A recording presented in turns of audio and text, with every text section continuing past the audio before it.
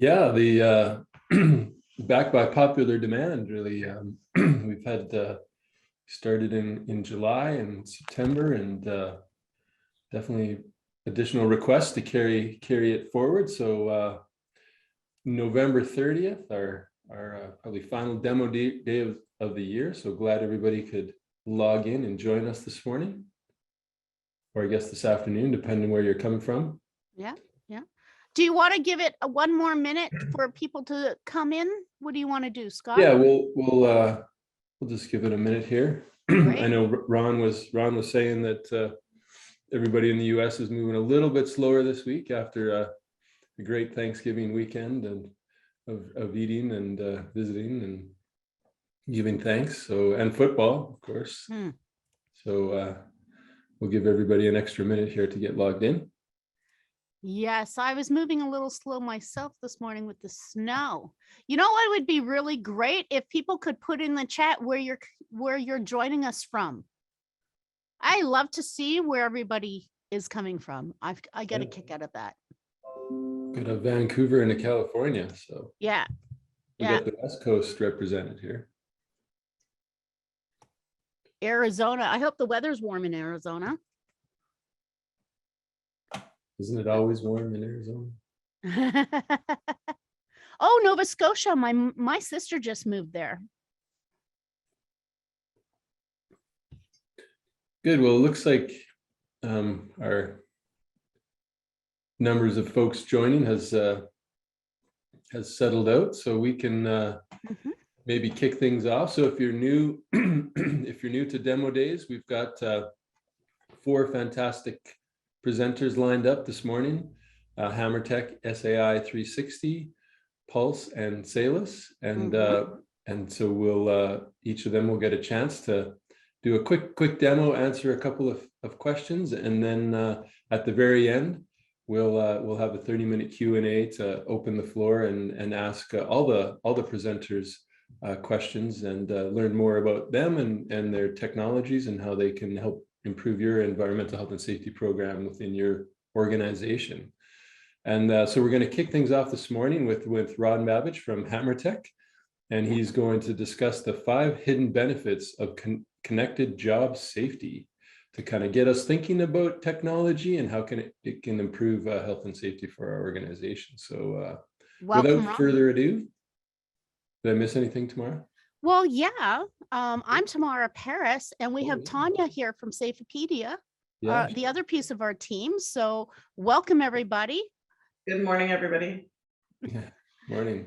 Hey, good morning, everybody. That's awesome, and it's great to be here again. It's also it's always such a highlight of my life to be able to see Scott and Tamara and all the hard work you guys put into this. So thanks for inviting us again. We appreciate it a lot.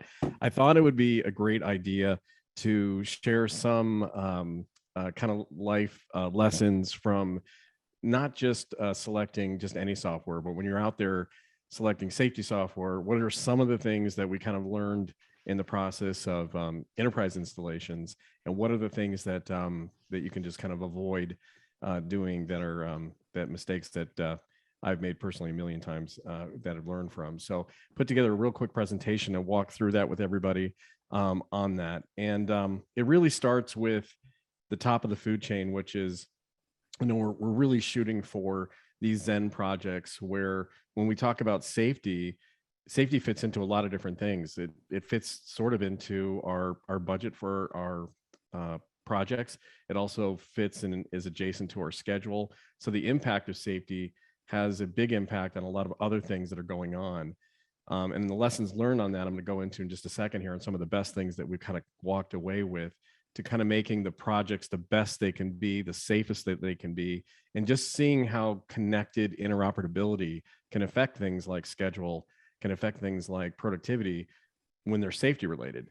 So a few of the things I want to point out right off the bat are that typically, and this is one of the big pitfalls right off the bat, is that in many cases, the information that we have on these job sites can be siloed in a way that separates the data so that it's not even manageable as a collective to get going. So one of the things we highly recommend is from the silo perspective is that when we go into these solutions, making sure upfront that we have an interoperability strategy, that we're able to share and identify what the information is that we are going to collaborate with when it comes to other systems, and that we're going to kind of map that out from the get-go, knowing that it's an iterative, you learn as you go sometimes, or not sometimes, pretty much all the time on the process, but making sure upfront that we don't create a situation for ourselves later on that creates silos for the project later, when we have the ability to kind of avoid that upfront. And then there's three big ones that come from that. The first one is the silos I mentioned in terms of access to data. The second one is making sure that the right people on the project have the right access to safety information when they can get to it. And it's really a big deal. And we usually start lessons learned on that. We usually start with the executives and the executive dashboards. So it does two things. It helps bring visibility across the project for project controls with safety information and risk information, but it also gets people involved from the very beginning, so that our safety groups are communicating well with everyone else in the organization. And then the third one is just the amount of data. That's the elephant, the huge amount of data that's available.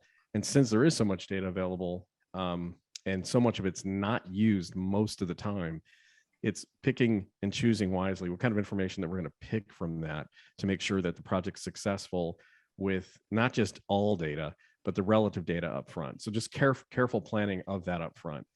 The icing on the cake here, though, is that there's some really, really, really substantial actual numbers on the takeaways, that when we do this interoperability against and collectively with the entire system, so we take safety data and then we involve that with scheduling and project management, we help things in a huge way with that safety information. So from a scheduling perspective, we help in the overrun areas in terms of identifying risk areas and potential incidents and things like that prior to them happening. We also help remove, right, from a safety perspective, when we do this correctly, eliminate the paper and the spreadsheets. Obviously, it's a no-brainer, but it helps us in a big way. It helps our productivity. And probably the biggest one, and the number one reason in most of the surveys too, is our ability to, when we do projects correctly, reduce our insurance premiums and lower the captive. So from a big picture perspective, when you look at it holistically, we're really looking at the ability to say, hey, if we set these projects up right, lessons learned, let's make sure up front that we pick and choose the data that we want to and collaborate with the other departments in estimating and schedule, in project management, in finance, collectively as a whole, so that we can pass the information along. A couple of challenges we do have. It's great to talk about, and it's highly enacted. One of the challenges we have is that, over the last 20 years, we haven't seen this tremendous productivity growth in our industry. And most of us know that already, so it's kind of redundant information. But there's just been a slow productivity growth in this industry. So it's asking, sometimes it seems like it's asking a lot when we do big picture collaborative collectivity, but it's actually an opportune time for us to do that. One of the benefits that sticks right out, and I mentioned this before on the 20%, but just on the scheduling part, we're doing that. We're doing it. We're seeing it more and more. If we upfront the types of, like, let's say, critical path activities that potentially could impact the schedule, and we have safety identify those items during an inspection and incident tracking, we're helping out in a huge way on this schedule overrun. And it's something that, in terms of lessons learned, setting that up front, collaborating with safety and schedule together and the project teams, so that we're collectively using the same data over and over and over again and sharing it with the right groups. The next one is using safety software to utilize safety inspections. This is actually from 2021, from this year, but it's amazing because we think about automation. Only 53% of large GCs in North America utilize software for safety inspections still. And you'd kind of think the number would be a lot higher, but there's a great opportunity for us to do that. And again, lessons learned is we can't look at the data the way we want to look at it unless it's in the system to be able to look at it. And we can't do that unless we have some way to electronically capture it. So there's a good opportunity for us with only literally just about half of large GCs leveraging any type of system in North America for us to take advantage of that. And so that's a huge, huge lesson there.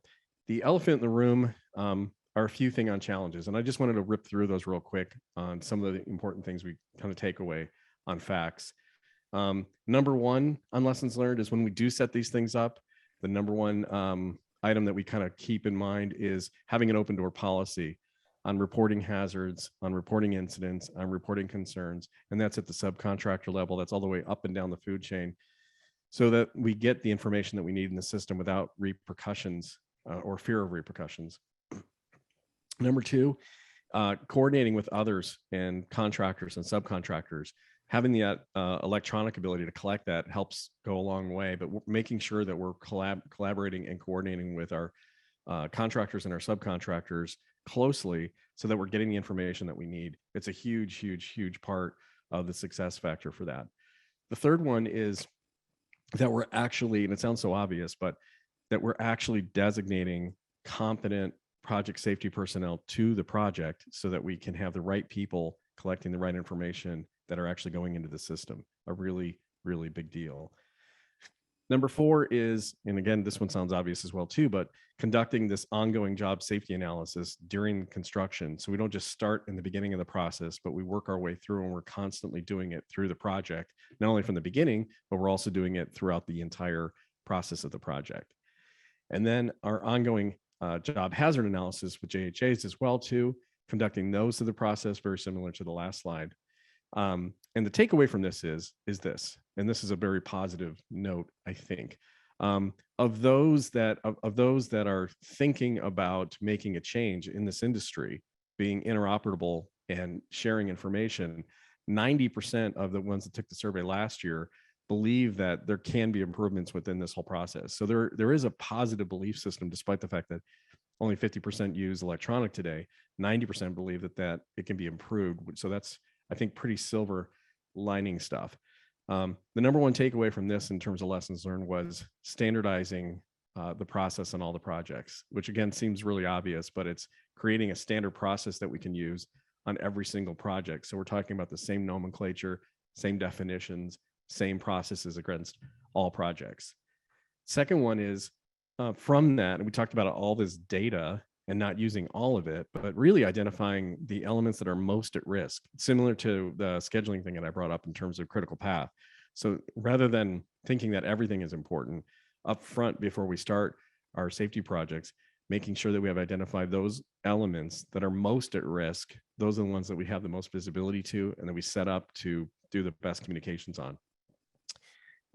Next one was standardizing the process for all the projects, and then where we're at compared to where things are really at today. And this slide I put together just basically represents the gap. So this belief system of we can make this better to what are we really doing right now. So there's again, it's a positive, not a negative glass full. It is, we have the opportunity to set up better safety projects by following these processes from the get-go to fill this gap of the, I believe that everything can be great, to the where it's at right now, and that fill that 42% gap. Another huge opportunity is leveraging the mobile application, regardless of what platform you happen to choose or pick from, but it's incredibly tiny still today. And again, I think it's a plus, not a minus. Only 18% of large contractors actually use some consistent mobile data collection for the project data today. And that spans across safety and everything else. So it's a huge opportunity for us to take advantage of that other 82% that's not doing that, so we can collect that information. The other lessons learned and this is related to the workforce, is getting people to start early, getting our workforce started early, maybe not so early as this young gentleman holding the hammer, but getting to start early, knowing the fact, and this is kind of a lifelong, kind of a 20-year problem really, is our workforce is getting older and older in construction. So starting our folks early on these projects to get the ball moving early. And I just wanted to inject this really quick. So we talked about all the positives about changing, what can we do to make those projects successful. There's not that many naysayers out there. There's a few, and the percentages are very small. You can see by this chart, as far as large companies, small, medium companies, and small companies. When surveyed on, is there a better way for us to avoid and make things better? It's very tiny in terms of percentage. So most of this is a positive outlook. The takeaways, these are some of the top ones from best of the best, which is 63% of those best companies use on some form of online training. 35%, and this is pretty super positive, just in the last 12 months have increased online training in the last 12 months. And then 41% of the companies surveyed that were in North America from the survey plan on doing it in the next 12 months. So there's a super optimistic flow to this in terms of where things are and where things are going. So world-class safety, number one, holding regular meetings on lessons learned with job site workers and supervisors. It's the number one response on how to make your safety program the best program that it can be. Seems obvious, but regular meetings are a big deal. Two, having the frontline supervisors that are practicing strong safety skills, having the right people in the right place. Three, having the job site worker involved in the process with that open door policy, contributing to the data and making them part of the process. Number four, having ongoing access to the safety training materials. And this is where the digital thing comes in again too. So we're not just buried in 3-ring binders, but we're making things that are available electronically for all the supervisors and the frontline workers. And then number five, workers empowered with report hazards, near misses, incidents, no fear of retaliation, giving them the ability to make reports without fear of repercussion. And with that, I think that my time is up, I believe. So I'm going to go ahead and stop sharing and pass it back over to Scott and Tamara. Wow, that was amazing. Thank you so much. You Yeah, really Tamara. nailed it. Thanks, Chairman. That's very nice of you to say. Yeah, thanks, Ron. Thanks for getting us thinking about how to make improvements and how to utilize technology. Definitely keep that slide deck ready. I'm sure at the end we'll have some questions and some folks will circle back, and I'm sure we'll want to refer back to that presentation. So thank you again, Ron. And I know James will be talking later on about HammerTech, so we'll get to learn a little bit more about HammerTech. But right now we've got Frank Lynn from SAI 360 to talk about SAI 360. Take it away, Frank. Welcome, Frank. Thank you. Bear with me. I'm going to try to hopefully share the right screen. You can hopefully see it all right there. Looks good. Yeah, excellent. So my name is Frank. I'm one of the solutions consultants here at SAI. I'm actually going to turn my camera on just for a moment, but I'm going to turn it off to preserve some bandwidth. My role in the organization is, I'm really excited to be here because first and foremost, right, I like to help customers adopt to new technology just to make their daily activities easier. And as much as I would love to jump straight into a product demo, I'm obliged to share some details about, this company I work for. So in a nutshell, we're headquartered in Chicago. We have offices around the world to support and grow with our customers from a variety of industries. We are a cloud-first platform served with comprehensive suite of ready-to-use modules, anything from to assist with the ethics and compliance side, the online training and course content, all the way to the environment, health, safety, and sustainability performance tracking, right? That's this piece of the pie, which is what I'm trying to focusing on today.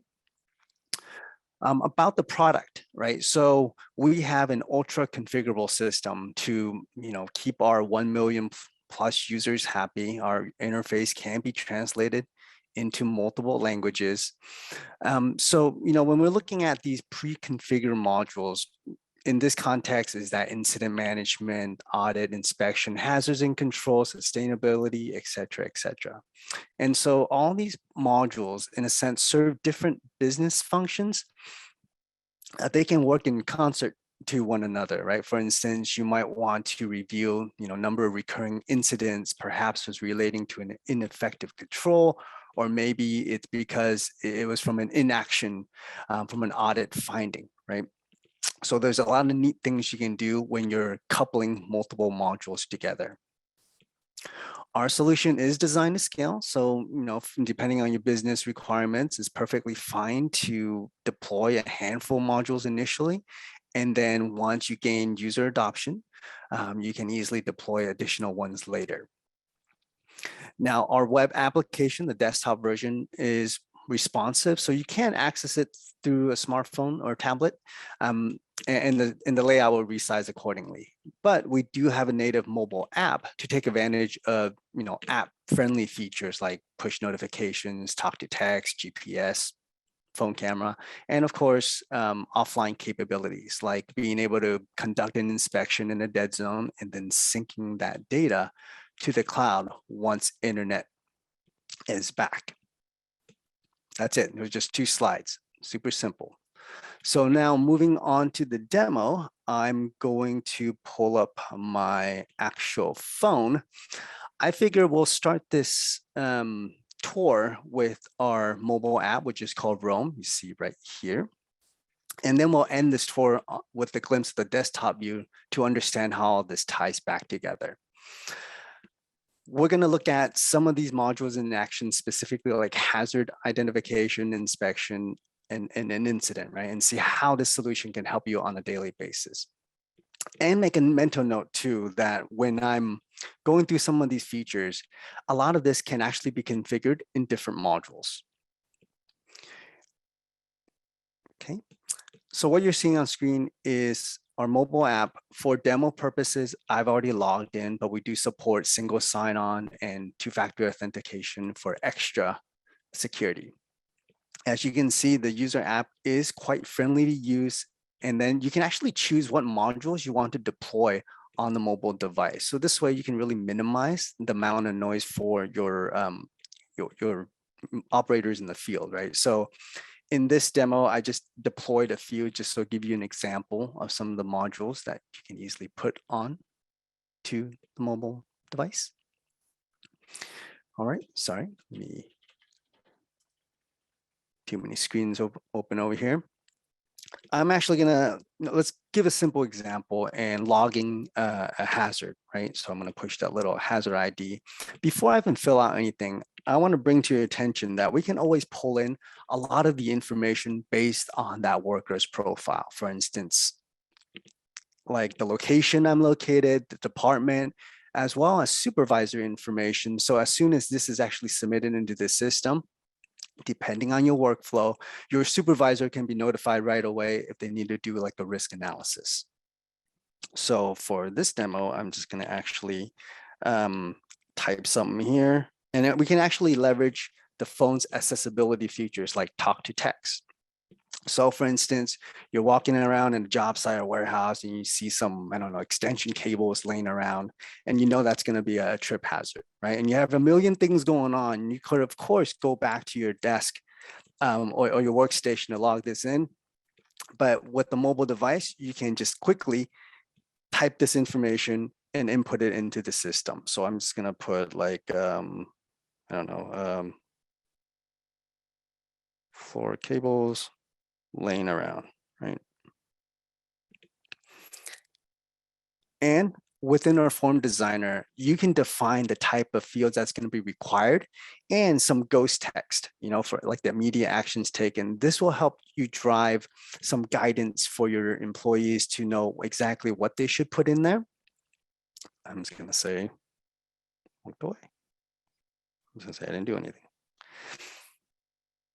We also take advantage of geo mapping. So certain instances or scenarios in which you need to identify a hazard in a specific area with pinpoint accuracy with some coordinates, you can also add that into the system as well. It's going to come in here and select a hazard category. It's going to notify my supervisor. And of course, I can always take a photo. Obviously, I'm not at a job site. So however, I'm going to take a picture of my dog that's sleeping there. I always like to use him as my prop.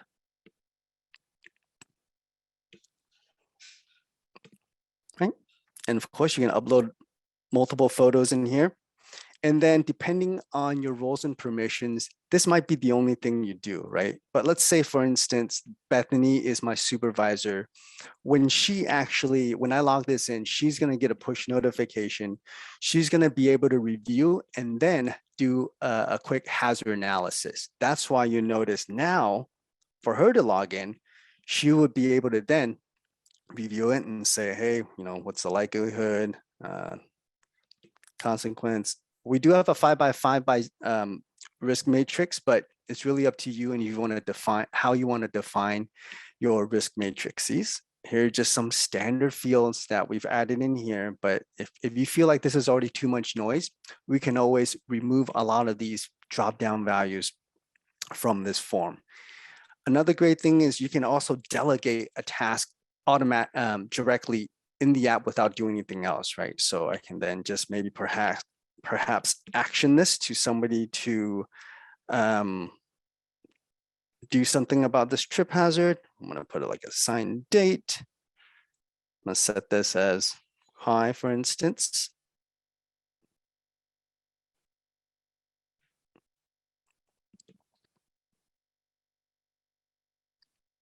Right, pretty simple stuff there. And of course, I can also add multiple actions, right? Because sometimes you might realize during your facilities checks that there isn't like a proper audit or inspection schedule set up for this area. So there might be recurring trip hazards that people should be aware of. So I'm going to actually add 2 actions.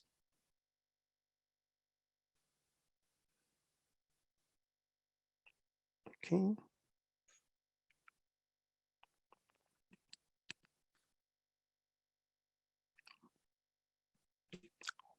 Right, quite simple here. And then I can push this update into the cloud in which those designated assignees would get a notification. Then they would basically kick off a different workflow. And I'll show you what audit management module it's going to look like when when you need to pull up a checklist to perform your inspections or your audits. Another neat feature with our system is that sometimes we understand that hazards are ongoing, right? In those situations, you might want to then have a hazard register logged and a hazard register owner. And the reason why this is important is that, for instance, that person who's going to be in charge of reviewing these ongoing hazards, they can add proper controls in place and then reassure that, for instance, you might have to order some additional ground floor covers to mitigate any trip hazards in the area. So Warren in here would be the person responsible for doing that on a periodic basis. I'm actually going to remove all that real quick.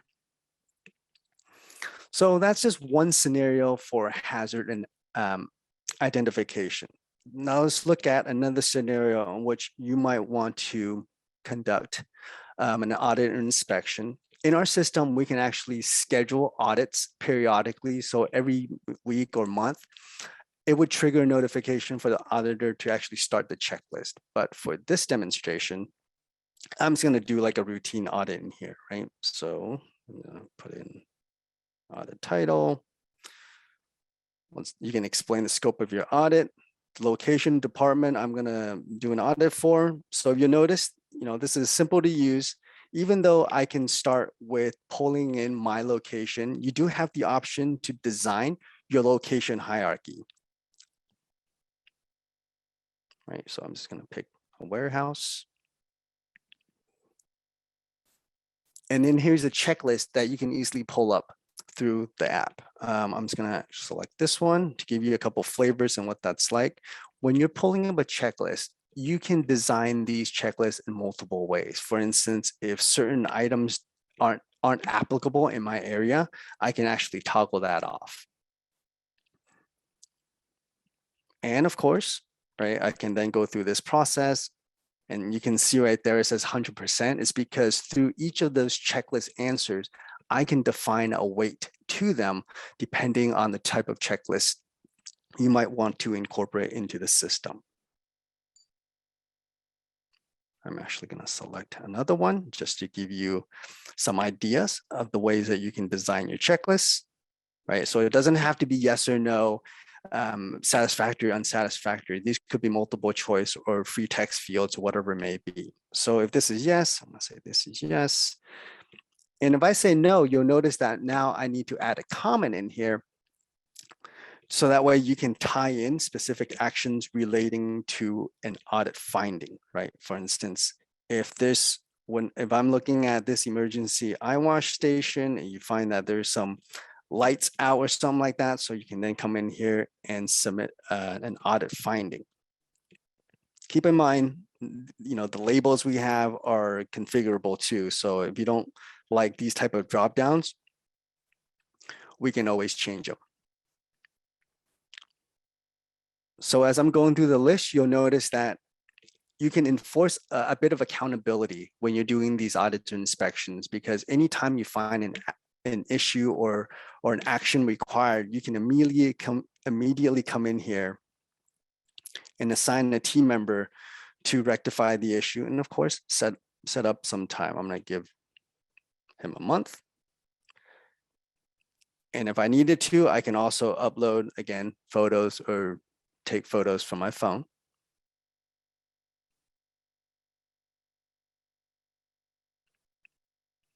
It looks good, partially compliant. And then I can submit it into the system.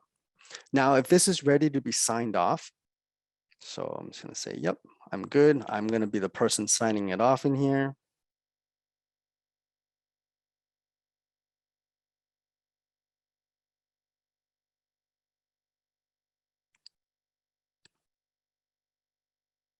And again, this is actually syncing into the cloud.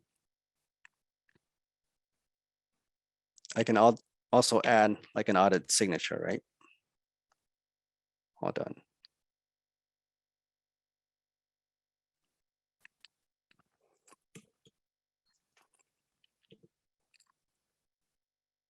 And all of this would sync back to your desktop application. Now, that's two scenarios. We can do so much more with it. And the last one I wanted to review is, of course, like an incident, right? Of course, we probably don't ever want this to occur, but in certain circumstances, if there is an incident, when I'm pulling this up, again, you'll notice we've already pre-configured modules with a lot of these fields that might be a best practice out in the industry. Of course, it's up to you and how you wanted to change these for like incident time. I'm just going to put test in here, just in the interest of time. The form is similar, but in this situation, did I lose everybody? Are we still here? Still here? Oh, for some reason, my app sharing is gone. Let me bring that back. Apologies. Of course, this always happens during an actual demonstration day. As I'm loading this, hopefully, as the couple modules you saw, it's quite easy in how you can navigate through the device, how quickly you can insert a record, and of course, how you can then manage that record on the mobile device as like a foreman or supervisor or facilities manager. I'm going to pull this back up here.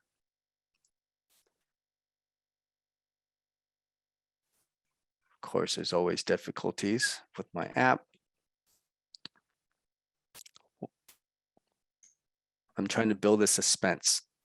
Tamara, how much time do I have left? You've got what do we have? 10 minutes if you want. Oh, good. At the end. Good. All right. Hopefully I'm not going too fast or too slow. All right. The app is back. And one of the things I wanted to show you on here was that we have some nice advanced features that you might want to take advantage of. For instance, aside from the geo mapping, we can actually pull data from external systems when a user modifies or saves a record. In this scenario, right, for an incident, you'll notice that I've added in some weather conditions in here because we're using a weather API. So that way, when this record is submitted into the system, it pulls back, whatever the weather condition is. And this might be really valuable, and you might not know it yet because during an investigation, you might want to know if an employee fell from height. What was it? Was it a gust of wind? Was it like heavy rainfall? What was the temperature? Right. So because all of that information becomes reportable in our database. So I want to just give you that little nifty feature in there. So incidents, of course, kicks off the entire different workflow. I'm not going to go into it in too much detail, but you'll notice for the incident types, you can always select multiple, right? So for instance, you might have less than an operator that crashes forklift into some chemicals. In that situation, you might want to do multiple things going on, because each of these little incident types could then have different workflows. Like for chemical spill, you might want to know exactly, document exactly how much was spilled. And if it's equipment damage, you might want to log all that into the system differently and trigger additional workflows. So don't want to bombard you with too much, but just know that each of the modules have unique workflows that can be triggered depending on your processes. And now I'm going to shift this demo to our web application just to give you a feel of what actually happens when everything is logged into the system. So I've designed this dashboard with some stock images, but you can do this in a lot of ways, right? You can tailor it to your workers and say, if this is a supervisor, if what's most important to them is really log incidents and hazards and conduct an audit, these are some of the big buttons you can add onto a dashboard. Other times, if I'm a safety manager, I might want to look at way more information, like how many open hazards do I have? What was identified between last year and this year, right? And of course, we can pull in different modules. So I can see in here, is there a particular trend line? Is there an increase or decrease of injury-related incidents in my area? We can also incorporate like a team calendar, so I can see exactly what my teams are working on and what type of actions are overdue and it's upcoming. Through all of the records that's been submitted into the system, each of them is going to have a very unique list view. This is powerful because you might have workers that are perhaps more familiar with Excel, so you can always export this information for further analysis. You can always define specific list view filters in here and say, you know what, I only need to look at hazards in my location, right? And of course, if you choose, you can always choose to add other fields in here if you need to review in a little bit more detail. So I can say, I'm going to select these.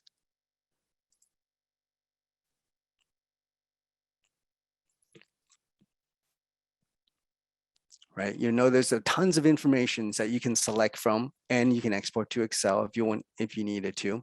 That would give you an idea of exactly what's going on in your plant or your facilities.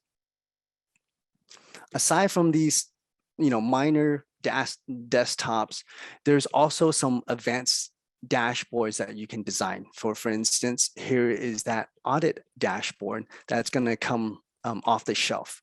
This is nice because for all of your audits that's been submitted into the system, you can see, well, what's the average score, right?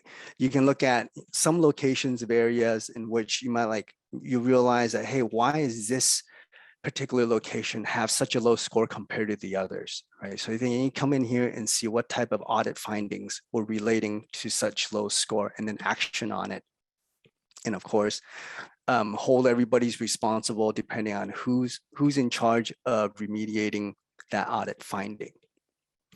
And when it comes to injuries, we also have an injuries analysis dashboards in which you can look at, hey, I've noticed that our truck drivers are actually injured the most. I can then come in here and see what type of injury it was, and even all the way down to their work shift. And I know we didn't get into this in too much detail, but a sneak peek would be, we also do sustainability tracking. So the highlight really is that this is our one-stop shop in all of your comprehensive EH&S needs. And we can go into some details in the further demonstration. And then, of course, in the interest of time, I just want to at least end with one last slide in here, is don't just trust what I'm saying, right? So we have customers who's actually measured the efficiency gain from a software like this. One company used us, in which they deploy around like 9 different business processes through the mobile app. And then they realize that there is so much time savings, right? 164 working days per month saved just from converting from like their paper forms, Excel sheets to our application. Over here, in over a 4-year span, there was like a 6.4 million savings in when it comes to workers' comp claims. So there are some real benefits when you're using a software like this, right? And of course, I'm not going to go over too much details and all the other stats. But in summary, this is just a very comprehensive yet simple solution that you can hold all of your employees accountable, and it's easy to adopt to, right? And this will help promote a healthier safety culture. This is, of course, just the tip of the iceberg, and there's so many modules I really wanted to talk about, like for instance, management of change, permit to work, emissions tracking, etc. So, I would like to hear from you. Please contact us to learn more. Eric, who's our Vice President of Sales, is happy to discuss further and set up a deeper dive demonstration of our products. All right, hopefully I'm within my time frame. Yeah, absolutely. Thank you so much, Frank. We have a couple of quick questions, and you've got a few minutes here. So yes. One of the, I think Gabe was asking, it was on the, looked like it was on the iOS platform. So was wondering if it was Android as well. Yes, it supports Android and Windows phones. Great. And then obviously cloud-based, people are uploading voice files or pictures or video files. Is there any limitation on the storage and the duration of the storage of that data? The limit is 35 megabytes per file. And once it's uploaded to the cloud, that there isn't like a storage limit because we're cloud-based. Sure. Great. And then it's stored there indefinitely? Indefinitely for the life of contract with SAI 360. Okay, great. And then I assume, or I shouldn't assume, I'll ask, do you have pre-built workflows, or is a company having to kind of configure it from the ground up? We do. All of our modules come with some pre-built templates. Like everything I'm showing on the forms, those are already pre-built. Okay, great. So if you're, just assume you're global customers and you have experience in different areas, you can help people with kind of the best practices or guidelines. Exactly. That would be part of the onboarding process in which your professional services would be involved. Right. And that's a good point. And it probably difficult to nail down, but an average, implementation time to get, let's just say, a base module up and running? A base module up and running is usually around 6 to 8 weeks or so. And that could, of course, span a little bit longer depending on how sophisticated their workflow would be for a given organization. Yeah, great. Okay. And I think, I mean, you hit it already, but just that you'd have a professional services consultant step you through that, so you're not on your own to figure out how to implement. That's correct. Yeah, great. Great. Okay. Well, yeah, Eric's shared his contact information again in the chat. We'll have all of this available, on demand, and definitely share out everyone's contact information at the end as well. So thanks so much, Frank. That was a great introduction for today into EH&S solutions. And then we're slightly ahead of schedule, but we'll jump over to Pulse, and Simon Mangos, CEO, will jump on and take us through Pulse. Thank Welcome, you, Scott. Simon. Yeah. Thank you, Tamara. Lovely to be. This is our second demo day, so we enjoyed very much the first, and congratulations on the format. It works really well, hopefully educational for everybody. I'm going to do, over the next 25 minutes, we're going to split our presentation into 2 parts. I've got a few slides discussing some of the challenges and problems we know clients have implementing new EH&S software, And then we're going to run you through a quick demo of Pulse so you can have a really good look at the product that we're very proudly developing. I'm going to turn my video off just to preserve my bandwidth as well. Tamara's going to also ask you a couple of questions during the presentation. We're really keen to get your some information from you, which helps us better understand maybe some of the situations, the challenges that you have. So I'll stop twice during the next few minutes for a couple of quick polls and hand that back to Tamara at that point. As you can see, we all know there's an enormous amount of money being invested in EH&S software at the moment. It's growing significantly, and the Vedantics figures there bear that out. But we also know that from the investment, that big decision, through to actual practical adoption by frontline teams particularly, and getting improvement, there's more to it than meets the eye. There are some challenges that companies have along the way. Pulse is a audit and inspection software, very focused in that particular sector. Our job is to help clients, like potential clients like yourself and others, actually take meaningful actions which create improvement. And control and improvement are two things which are very tightly linked. Over the last 12 months, we've had more than 6,000 users come onto Pulse, and in EH&S, it does spread around the typical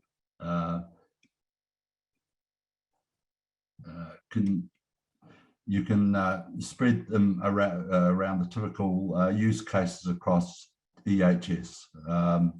We've got 6,000 users, but importantly, down on the bottom right-hand side, this has brought meaningful change to a lot of companies. We've had over 15,000 issues reported, which is absolutely fantastic. But importantly, over 12,000 actions have been taken to change and correct those EH&S issues. Here we are. So some of the issues that we've mentioned earlier, the challenges that clients have are often, there's high expectations, as I said, there is the reality of what happens in the front line, and the expectations from that investment stage that everything is going to work smoothly and intuitively, and that the data flow back to the client, to the company, is going to be exactly what they expected. But people and teams provide the reality, and often there's resistance. And from our point of view, we think, well, if we can ask our clients what some of those key pushbacks that they've had from their teams for implementing software, we can help other clients actually overcome those problems. And that's part of our discussion points today. Just a couple of insights from our clients. When clients move from traditional systems like pen and paper or manual systems, they've got often many team members who are used to using those traditional systems.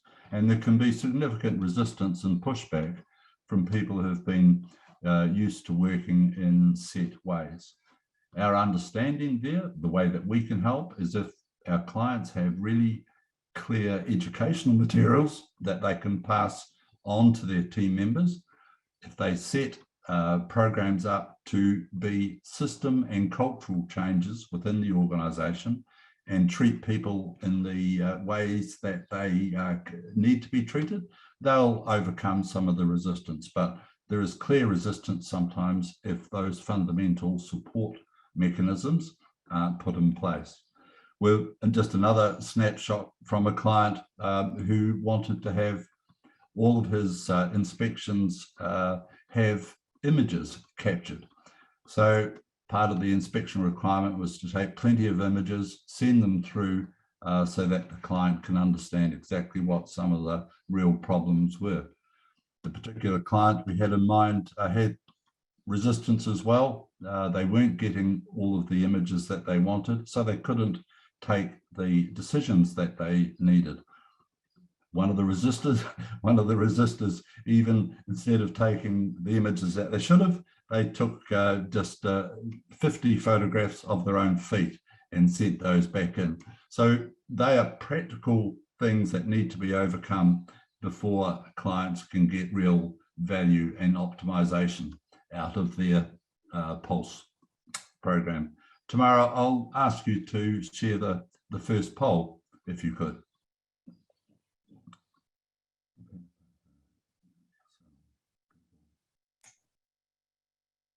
Yeah, fantastic. Thanks very much, everybody. That's really interesting, isn't it? We're always surprised, even in sophisticated organizations, small and large, there is still a very high reliance on pen and paper, 27% there, even all the way through to Excel at 45%. That is really common. So thank you very much. So based on, as we can see, there's a high level of use of manual systems out there, and the transition from manual systems to more sophisticated software just doesn't happen by itself. So with that feedback from our clients, what we've been able to help our clients, new clients with, is much more intuitive and accessible training material. If training modules are directed and available to frontline teams at the times that they're using Pulse, for example, they've got it sticks better. Simplifying the whole user interface is really critical. We've had some fantastic feedback and ratings from our client, is that if it's simple for everyone to use, more people are going to use it, and it sticks longer as well. Customization in terms of how the format of the user interface, the type of reports, customization is really key. So as long as they can get the type of inspection software that we're offering and all of the reports and insights in their particular format, that's going to help it adopted much better. And we've even taken the view that we can get our clients, the new clients, up and running at a low cost. So remove the resistance to a high level spend, bring clients on board at a low cost with free pilots. Just a couple more slides before we'll flick to the actual Pulse demo. We've got a lot of features that we've now built in to Pulse. A lot of these we'll show you 2 or 3 of them shortly on the demo. But there's, as well as ease of use, some of the critical things are around action planning, how to take those, identify and then take corrective actions in real time. We've made it a really simple process. We'll show you how that works on our demo shortly. Working offline, working with different languages, really simple ways in which resistance and adoption can be encouraged. How Pulse works, almost the second last slide now before the demo. So how we've been able to set it up is that typically moving from manual or legacy systems takes some planning to get through. Pulse has taken a lot of that completely off the radar for companies. It is really easy to upload a template. It's literally done just in a matter of minutes. Things like scheduling, getting users involved is, again, it's an admin feature which is super easy and quick. And we're literally just talking about a matter of minutes to move from a digital system from a manual system onto Pulse's digital platform. Identifying the issues, it can be done live. We'll give you a quick look at how that's done. And for managers, keeping a clear track of what the most important results are for them to affect is really important. One quick more poll, Tamara. I'll stop sharing and hand back to you. Thank you for the second. Thank you for the first poll results. We've got the second one now. How many attendees have tried to introduce EH&S auditing software but found that it failed to get established? That's really the challenge a lot of companies have. Very interested in learning your responses.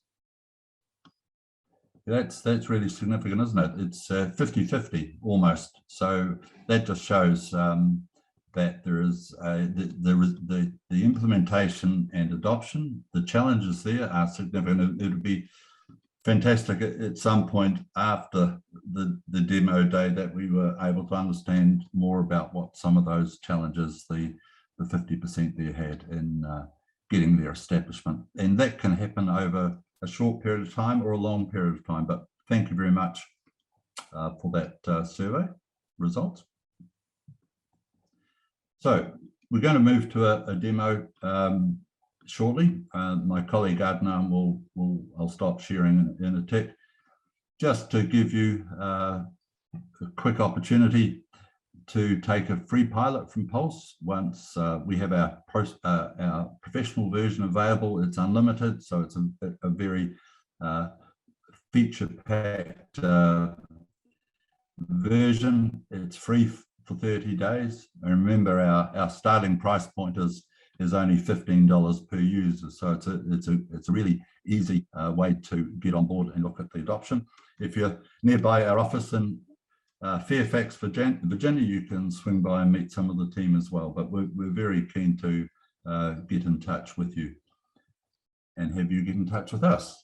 So I'm going to stop sharing, ask Adnan to bring up the Pulse software. Remember, it's an audit and inspection software, and we're going to use it on their mobile devices, whether it's Apple or Android or iPad typically. They get a range of inspections or audits allocated to them. In this particular case, we're going to open up an inspection in the construction sector. Everything is available like previous speakers. It's a mobile first technology. We'll show you the reporting dashboard shortly. There's an enormous range of best practice templates which are available. You can use our checklist, you can use your checklist, you can mix and match. But we're in the construction industry. We're using one of OSHA's checklists as today's example. We're going to open up this checklist now and show you how quick and easy Pulse is to use. All in the admin and setup, all of the information for sites, everything is set up automatically. It's just a matter of drop down. I sign in, I'm the supervisor, and we'll quickly fill out one of the inspections shortly. We'll go from here.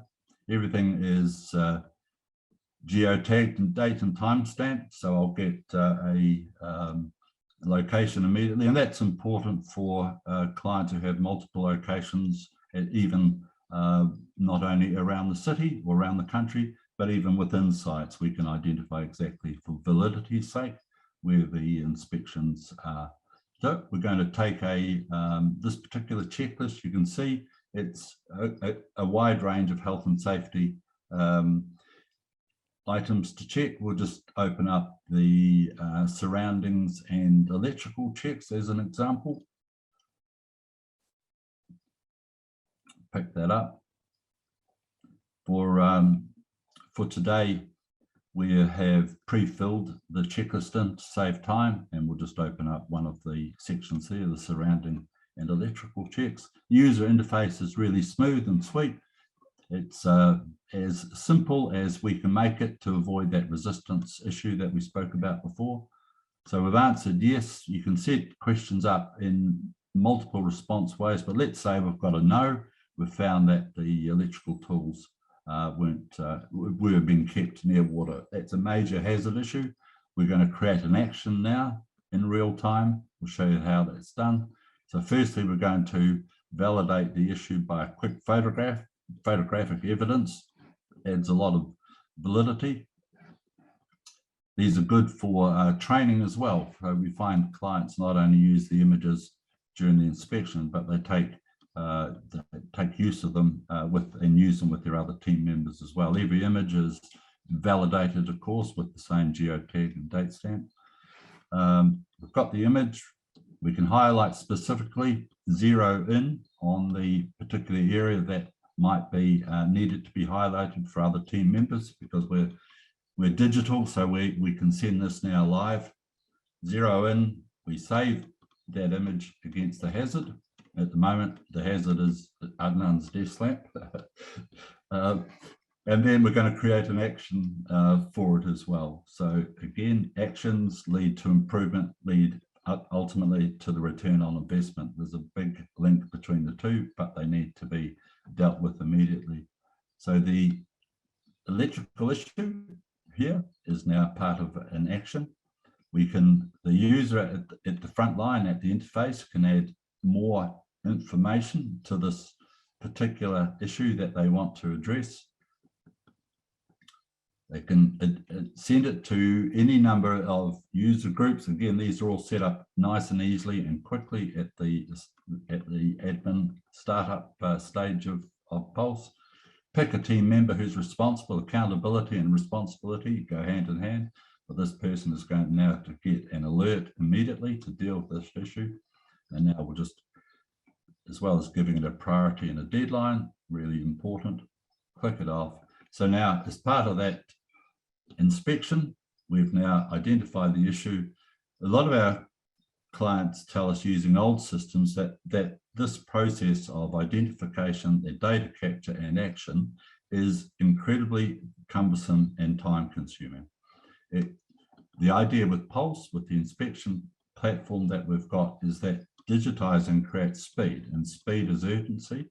And if things are fixed quickly, the return on investment, not only in safety and health, but also in monetary investment is much, much greater.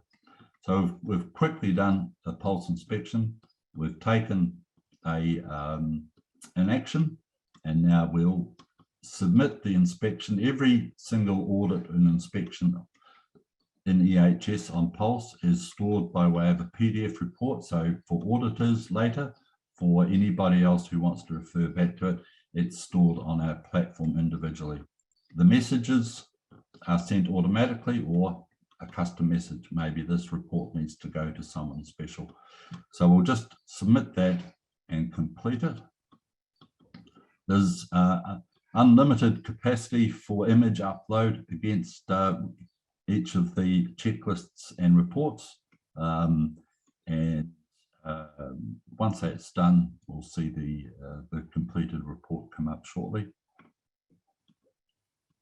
Here it is. And then we've got that report. We'll just quickly scroll to the bottom of the report, just for sake of time, Adnan. And the actions that are identified, which are now digital, so they're live, are now recorded against the report as well. So a really significant way for those clients to control and manage their safety operations. So we'll come out of that report. With Pulse, one of the key things is that we've got actions that now need to be addressed. So we'll just quickly now show you what happens to that action. We've got the equipment which is near water. It's a critical issue.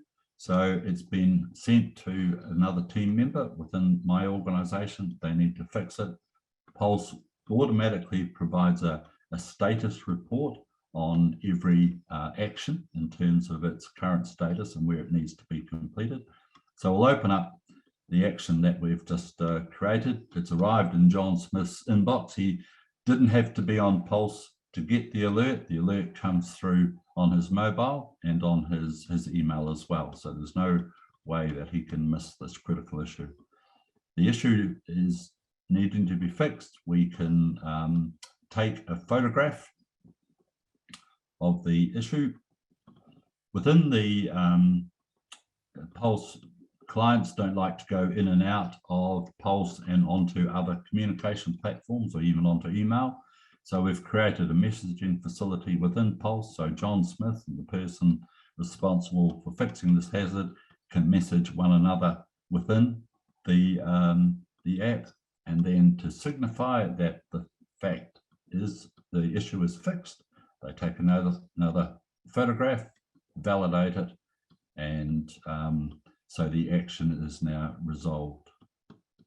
And then they've marked it off as complete in Pulse. So again, just the transition from legacy, old style pen and paper manual systems, spreadsheets, Excel, which a lot of companies we know have, to a digital platform is significant in terms of the result, but the ease with which it can be done. Our focus has been on making things easy for clients to get onto the platform. But as I said at the start, it's all about educating and giving frontline users the type of education and resources and training they need, because these programs don't happen, but success in these programs for digital adoption don't happen by themselves. So again, just in the remaining time, we'll quickly go off the app. We'll show you the desktop version of Pulse. Pulse, being a mobile first piece of technology, is available completely on the mobile, but the desktop version provides an easier way to look at some of the results. Desktop is set up. Firstly, again, we are all about creating change in organizations for their safety culture. So you can see across the dashboard, there's an update on where the organization is up to in relation to the number of different checklists, the different locations I might be working at. The dashboard automatically populates with the information underneath once we click on any of the leaderboards across the top. And as we quickly scroll down, we can, if you have, you're across the USA or across the world, you can look at results by region or ultimately by city, by site. All the data is automatically populated on a 15-day basis, rolling 15-day basis, but there's heaps of ways in which you can filter the not only the time and date, but many clients have multiple checklists to create so many different projects, and that flexibility to bring that information up in front is nice and easy. Two more things that we'll quickly look at on the dashboard with you is firstly, those actions. Tracking those actions is really critical for managers. We are all about getting significant change, and change, as I've mentioned, occurs when actions are affected. And because a lot of those issues and actions which have been identified are critical, it's important that we can keep managers and supervisors can keep a very close eye, and they can react to this information. It's live, and safety and health is a live ongoing issue. So anything which needs to be dealt with, we need to track it as managers. We can deep dive into any number of those issues that are here. I won't go into that at the moment, again, just for time, but key point is all of the actions are there. Those images that we showed before, as well as being associated with every single report, all find their way back into a single album.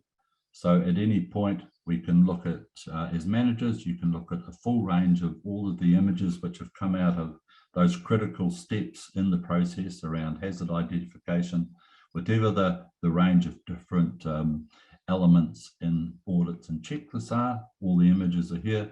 And once you've got hundreds of them, or even thousands, they can be filtered by type. So if we're looking at particular hard hat or high-vis vest, if that was a particular image that we wanted to filter it by, we could put that title in the filter box there as well. So I think we've got, from our point of view, we think, by way of summary, before I hand back to you, Scott and Tamara, we know that investing in EH&S software is significant at the moment, and it's not only the large companies which are doing that, but the small and medium enterprises as well.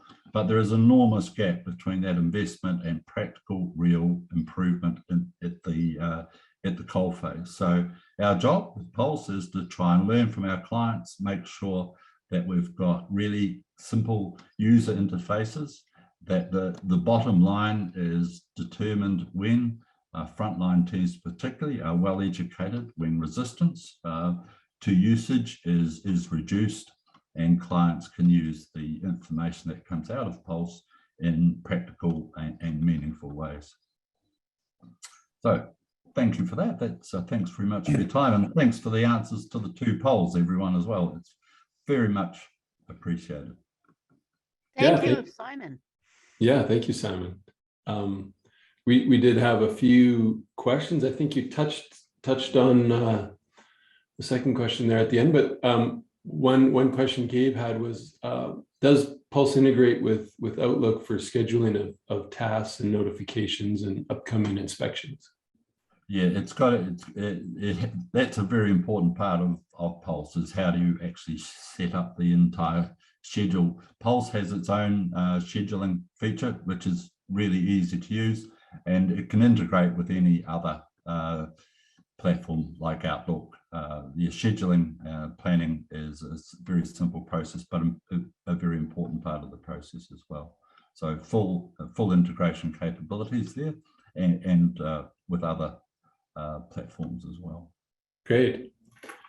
Angela also had a question, and it's a big one, so I think you could see it in the chat there. But just as far as looking at the panelists' responses, and noting resistance to adoption, by employees or by organizations, what's been some of the biggest pushback that your customers or prospective customers have experienced? Is it management, adoption? Is it price? Is it, resistance to change? What would be kind of those top 2 or 3 issues?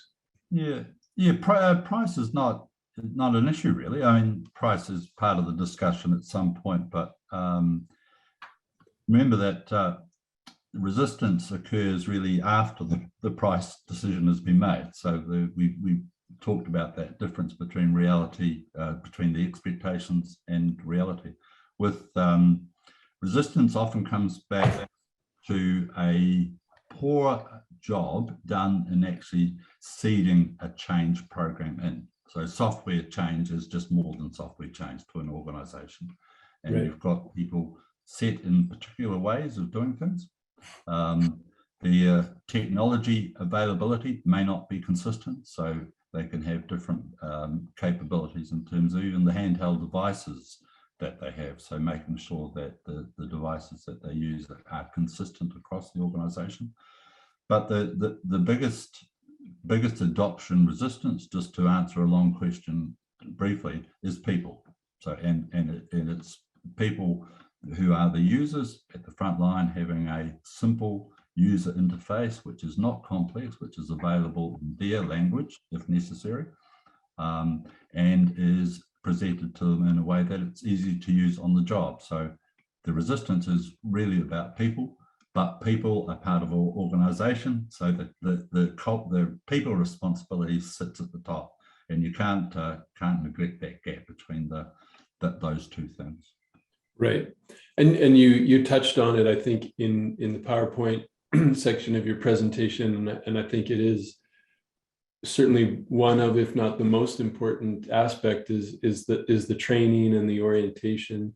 Yeah. And I think that over communicating, certainly in the early days, and overtraining will help some of that resistance, because systems are only as good as the people operating those systems, right? Yeah, completely. And making that training in bite size, making it connected to the particular module or the skill that they have, and making it frequent. So if it's accessible and it's available on the platform like Pulse is, when the issue occurs, if the training needs identified, that can be picked up at the same time as well. But training such a critical, good training resources and support are a critical part of it as well, as you say, Scott. Yeah, absolutely. Well, thank you, Simon. And just to reiterate, all the presenters will be available at the end, for roundtable discussions. So if you've got additional questions, keep them coming, and we'll endeavor to get to all of them at the end of all four presenters. So up next, we've got, Hey, I just want to tag in here, Scott, because okay. I'm doing something a little bit different today and exciting is we're putting some of these questions out on LinkedIn. Oh, cool. So check out for that, because that way, and Rango, thank you so much for that question. Your question is now also out on LinkedIn, and I've mentioned you. So I hope you join the conversation. Yeah, thank you, Tamara. That's great. Keep the conversation going and see if we can't loop in some other experts and get their opinions. That's great. All right. Well, as I was about to introduce Greg Vandermark from Salus Solutions. So Greg, great to have you here today. And without any delay, we'll turn things over to you. All right. Thanks so much, Scott. Appreciate the introduction. And Tamara, thanks for putting this on. And yeah, super happy to be here. So thanks for the opportunity to represent Salus. And yeah, very excited for the presentation. I will get started here by sharing my screen. I know you see a few slides here. Don't worry. I'm going to be super quick on these, and then we're going to be sure to hop in the platform and get into Salus. So first, before we do that, little story about Salus. I'm just going to also make sure I stick to my time here. And so I wanted to share a story about Salus and how we started, why we do what we do. So in the picture on the left there, you can see Gabe Guetta. He is our CEO and co-founder. And Gabe actually came from construction, not from software. And he started as a laborer in the construction industry, worked his way up to partner of a high-rise construction window company. Anyway, long story short, he had an incident occur on one of his sites, and they couldn't produce that one paper-based form, the safety checks that should have been done prior to the work when the incident occurred.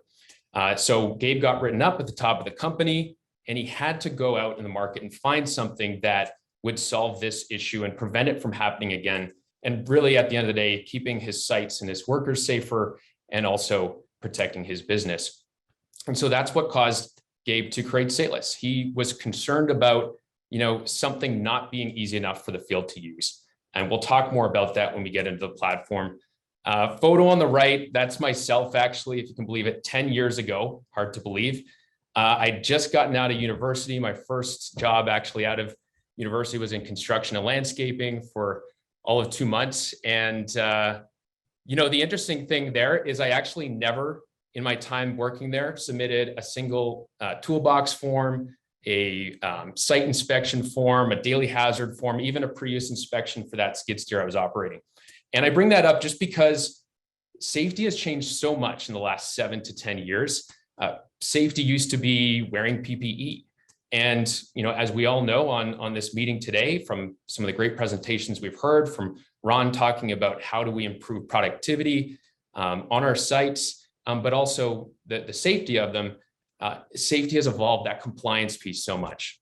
And so with that change, whoops, I'll just exit that video there. We're just seeing these changes happen, right? Where regulations and fines are on the rise. And ultimately for new business, it really hinges on clean safety records. And so here's how we help at Salus. At the end of the day, we're just looking to ultimately bring together all those different aspects of your safety ecosystem and centralize it in one platform. And so we do that by ensuring the platform is easy to use with our mobile first design and approach. We want to ensure it's simple to roll out. So you do have that partnership approach with your dedicated customer success manager and that ongoing management, ensuring that you're able to get the documents that you need for your claims, investigations, audits, whatever it may be, that is ultimately effortless for you. So only 3 minutes on the slides, not too bad there. I think it's time that we get in the platform. So that's what I'm going to do now. And I'm going to start with sharing the web app in Salus. So right now you should be able to see Hexagon Construction, this company's dashboard.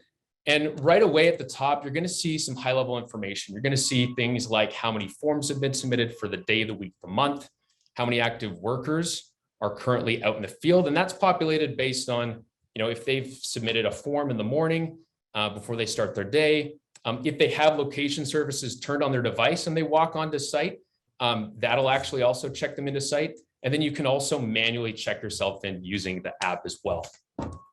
And here you see the active job sites that you have, as well as any active assets. So, if I did a pre-use inspection on a skid steer, that would check out that asset for the day. Here we're simply seeing the most recent forms that have just been submitted for this company, and then the number of forms submitted over the last few days. But what I really want to dig into here, we're going to cover basically 4 things today in Salus. I want to briefly touch on subcontractor management. We'll go into a digital form, and depending on timing, we'll look at an asset management workflow. And lastly, just some quick looks at some key dashboards. So I'm going to select subcontractors here on the left. And this is one of the areas actually that Salus, we really have heard from our customers excel at, is the ability to help them better manage their subcontractors on site, right? So it's giving you that additional layer to see how many workers under 2 sub companies, in this case, are actually on your sites right now. And you can see ultimately there's been 2 forms submitted, and you can actually see this has been done by Phoenix Painting as well as Bulldog Demolition. Now, if you ever wanted to invite a subcontractor to Salus to one of your sites so you can get that visibility into their safety performance, you can first search to see if they've ever used Salus before, or send them an email invite, and it would just say that you're inviting them to your company in Salus for a specific job site. So what I want to do here is now go to this proximity place active job site dashboard. And you're going to see a few things here. So the weather is coming in and the forecast based on the geolocation of the site that gets updated every 15 minutes. You can also see here the form submissions at a high level, workers on site.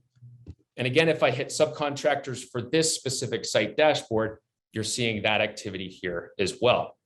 We can take it a layer deeper by going into the Bulldog Demolition Company and again, seeing their information, their forms submitted, their workers. So I know I'm going quick there. Just wanted to give you a very brief overview. Of course, happy to connect on LinkedIn after if you want to go through any of this in deeper detail. But I'm going to switch over to the mobile app. And this is the My Toolkit part of the app. It is available on Apple, iOS, or Android apps. And you'll notice these blue tiles here at the top. So you can think of these as physical site dashboards, but it doesn't have to be. So however you folder your safety paperwork today, if it's by crew, municipality you operate in, foreman, what have you, you can customize these. I'm going to go into this proximity place site dashboard. We were just in on the web app, so you get that sense as well of what it looks like on the mobile. So here I can see at a glance, again, 2 sub companies, 3 workers on site. And again, that weather and forecast coming in based on the geolocation of the site. I can then hit my subcontractors tab. And what's cool here is if I'm a superintendent for a GC, I can quickly see, great, Bulldog Demolition, green check mark there. They've submitted their daily hazard assessment form for us today. I probably will get their toolbox talk on Friday of this week. I can then go into that subcontractor, check out their form submitted, go into El May, see her emergency contact, if she's updated anything there, as well as her safety tickets. And so this safety ticket here is an example of one that's actually generated through Salus. So if your company does any in-house training, you can create those right within the platform and then push those out to the profile and mobile. And it acts like a digital wallet card. So I'm able to email this off right from the device, verify it with someone on site, and also see any form that this worker's been a part of. So you'll see this form was submitted digitally. I'll break down a digital form step by step in a moment here. But the point I want to make is that these can be either submitted by subs digitally or by paper. If they have their own paper forms, that's totally okay. And they're able to just scan those in using the Salus app. And really, we're not looking to just push digital on everyone, but to replicate the existing workflows as much as possible and simplify that experience for the subcontractor company as well as the GC. All right, so now I'm going to switch into a digital safety form and that workflow. And to do that, I'm just going to change company here to this company called G&G Construction. So when I talked a little bit about how Salus was founded by Gabe and that emphasis on ease of use, his biggest concern was, well, you know, if it's not easier to use than pen and paper, workers will put down the app and pick pen and paper back up. So again, mobile first approach. If I'm one of your operators in the field and I open the Salus app, it's going to take me right to forms. This is a library of just some example forms here. Ultimately, if you were to ever sign up with Salus, we would simply replicate and digitize your forms, or you'd have the ability to create your own as well. I'm going to select this daily hazard assessment form here, start new form, and then I'm going to select this job site that I'm working on. I'll hit create digital form. One thing I want to point out that's pretty cool, just came out this summer, is at the top there, you'll see currently viewing with the Salus logo. So that's my profile because I'm signed in and I'm viewing this form. But you'll notice at the top middle, I can actually share this form out with Amandeep, Austin, Blair. And so now if they were to open up this same form as well, you'd see their profiles pop up there. And it kind of acts like if you've ever used Google Docs before, where multiple users can update the form in real time. So that way they can submit it contactless for safety. Now, as I start the form here, you'll notice a lot of fields already filled in, again, saving me a lot of time as a worker versus a paper copy. It's pulling in my name, the name of the site, the muster point if we've identified that, as well as the weather. And you can type over these fields and link to external hyperlinks, like the weather network. You've got a time in, you'll notice the red asterisk there, so you can require fields or turn that on and off for any field. You can link to things like how-to videos in YouTube. Or if you've uploaded some of your documents, maybe a safe work practice within Salus, like this PDF, I can simply zoom in, review it as I'm going through the form. You've got slider scale, pass, fail buttons, checkboxes, and dynamic logic. So if I select good catch here, you'll notice that text description and photo option field appeared. So this company here, they want to know more context around why is this a good catch? And so here I can respond. Emily noticed missing guardrail on second floor. And then I can take a photo or access my library there. So I'm going to snap that photo there and a little Bob Ross moment as I draw a nice little arrow to exactly where that missing guardrail is. Missing guardrail in blue. And there we are, voila, the masterpiece is uploaded. You can upload more photos by adding rows there, but I'll continue on here. Now, if you have corrective actions documented in any of your forms, you'll notice the flags to the right. So I can simply select this flag here. And if I want Emily to take care of this hazard, by the way, these notification types are customizable. I can simply send that off to her. So here I'm going to say, Emily, please replace missing guardrail before starting shift today. And I'm going to mark this as a high priority that is due today. Now notice when it asks, who I want to send the notification to, it's going to pull up our own company, or I can actually assign an action to a specific worker at one of our subcontractors. Or if we're a sub, we can just simply search the worker within our company. I can attach a photo as well if I want to, but I'm going to hit send here, and that will send off a push notification to her phone. You'll notice the flag goes red, meaning that now that action's been assigned. It will turn green once Emily actually hits complete and adds proof that that action has been in fact completed. I'm going to just continue on with this form here. Any image can simply be uploaded. We do have a workflow for a risk matrix that is customizable to yours. And lastly, let's go ahead and sign off on this form. So since I was working with Emily, I'm going to select her profile and sign for her there. but ultimately I would pass the device to her to sign. And then I've just signed off myself. So just like that, the form has been submitted. I can access it locally here at the top of today's submitted forms, but it's also immediately available in the cloud, from the office and the web app. So this was the view you saw to submit the form for ease of use for the workers, but you can also preview exactly what it's going to look like for your customers, or for an auditor. You'd have your logo in the top right, all of the fields, check boxes, the photo with the markups, the image. Also, the action gets documented that was assigned.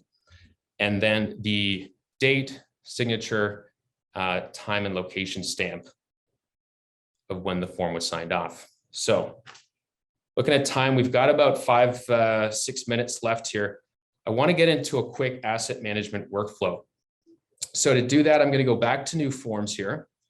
By the way, if I go to my toolkit at any time, I can access all of our asset logs in one place. So it's kind of like having all your asset logs at your fingertips. So I could, for example, if I'm expecting a forklift 3 here, I can pull up that assets profile, see its current location, last time it was checked in there, mileage if it's applicable, or hours on the machine, and then all of that inspection form history. You can actually open those up as well, but just for the sake of time, I'll keep going here, as well as any repair logs or notes. So very handy to get that history and insight before I inspect an asset, but then I can go to forms here. I'm going to pull up a forklift inspection, start new form, and you'll notice it asks me now what asset I'm inspecting. So again, this would be custom to your organization. I'll select this forklift 3. If you have a lot of them, you can search by serial number. So that's not a problem. And I can do it again digitally like you saw before, but I'll do this one just as a scan. So you can scan in a paper copy if for whatever reason you need to. Just like that. You can add multiple pages as well. And all I have to do is select my profile. I don't have to sign twice digitally. The assumption is I signed that paper copy, but at least this way it files that form under my profile, the site profile, and the asset. But with the asset workflow, it then prompts this log. So this is where I can note if I actually found any damage on the machine. Front forks bent, windshield cracked. Again, I could take a photo of the damage there, update the hours on the machine. I'll hit save, and that will actually trigger an email to whoever handles your maintenance and repairs for your assets. And then from there, I can actually view, I just switch companies here to the G&G demo account.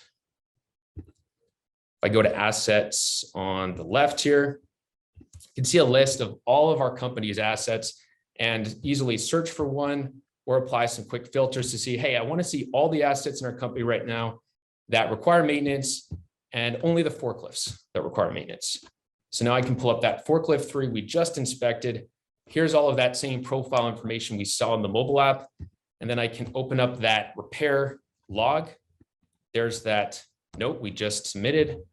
And so if I'm one of your technicians now completing that repair, make those updates as well. Repair complete. Maybe we change the oil as well. You can also attach invoices to that note if you wanted to, but I'll go ahead and update that status of the machine now to operational. You'll notice you can also upload any documents for this asset, as well as set any preventative maintenance reminders, right? So whether it's for your annual inspection, oil changes, any of that gets documented for your audit purposes here. All right, so that covers asset management. That really leaves us with about 2 minutes left for dashboards. Wanted to quickly show compliance dashboards. First off, you can go to forms at any time to, this would become your digital online filing cabinet, right? So very easy to search or filter for any of your forms. You can do that here and say, you only want to see certain forms done on this job site for an auditor and that were only submitted this week, right? And then you can simply select a few, have those emailed off to your auditor. that's not a problem. But in terms of tracking the day-to-day compliance and making that much easier and more efficient for you, what you can do is set up these quick custom dashboards. So this is just showing for Alberta Boot residents, this job site, how's our company doing overall? Or you can get more specific to your workers. So this dashboard's looking at, for these 3 superintendents, how compliant are they on their forms they should be doing across these 2 job sites? Very easy to customize and update this dashboard. You can also drill in and get more into the story of what's happening here. So if I expand on Mike here, I can see that he's got 15 out of 22 daily hazards that he should be doing. He's 1 for 1 on his monthly forklifts, but he's 0 for 5 on his weekly toolbox talk. So clearly he's missing the ball there. Want to make sure we get back on top of it. So I'm going to send him now a custom notification, and I'll show you how to do that here. So I'm just going to set up a weekly form reminder so that every Friday, 7 a.m., we'll make sure Mike gets a reminder here. You can determine what form it's for. You can send this out to everyone for certain forms if you wanted to, maybe your COVID screening forms, or just be specific to what you're seeing in the reports. And I'll just leave Mike there. Please complete toolbox talk. So now he'll receive that every Friday, 7 a.m. You can definitely turn this off once he gets back on track and ensure he takes care of those reminders. As you can see on the left, we have a lot more to share with Salus, but it does look like I'm out of time. Happy to, again, spend some more time one-on-one. Feel free to reach out on LinkedIn. I'm sure Tamara will share the link for that later. But again, it's been a real pleasure being here today and looking forward to the panel discussion or any questions that may have come up now. Yeah, thank you, Greg. That was a great presentation. I know you've got lots more to share, but thanks for focusing that in. One question was, how much is there offline availability for forms as well? Yeah, absolutely, Scott. So offline capabilities, you can determine what forms you want available offline, and you would just simply still complete the form on your app like you would a paper copy on a clipboard. And then as soon as you get back into connection, it'll automatically upload. Great. Okay. And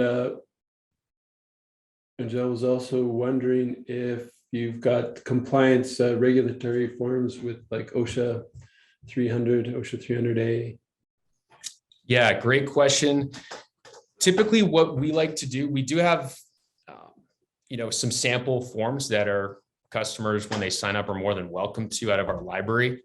But typically what we like to do is simply replicate our clients' existing forms. So if they have their forms that they can send to us, our team will digitize and replicate those for them. And that's typically the best approach, because ultimately a company will know their program best. So yeah.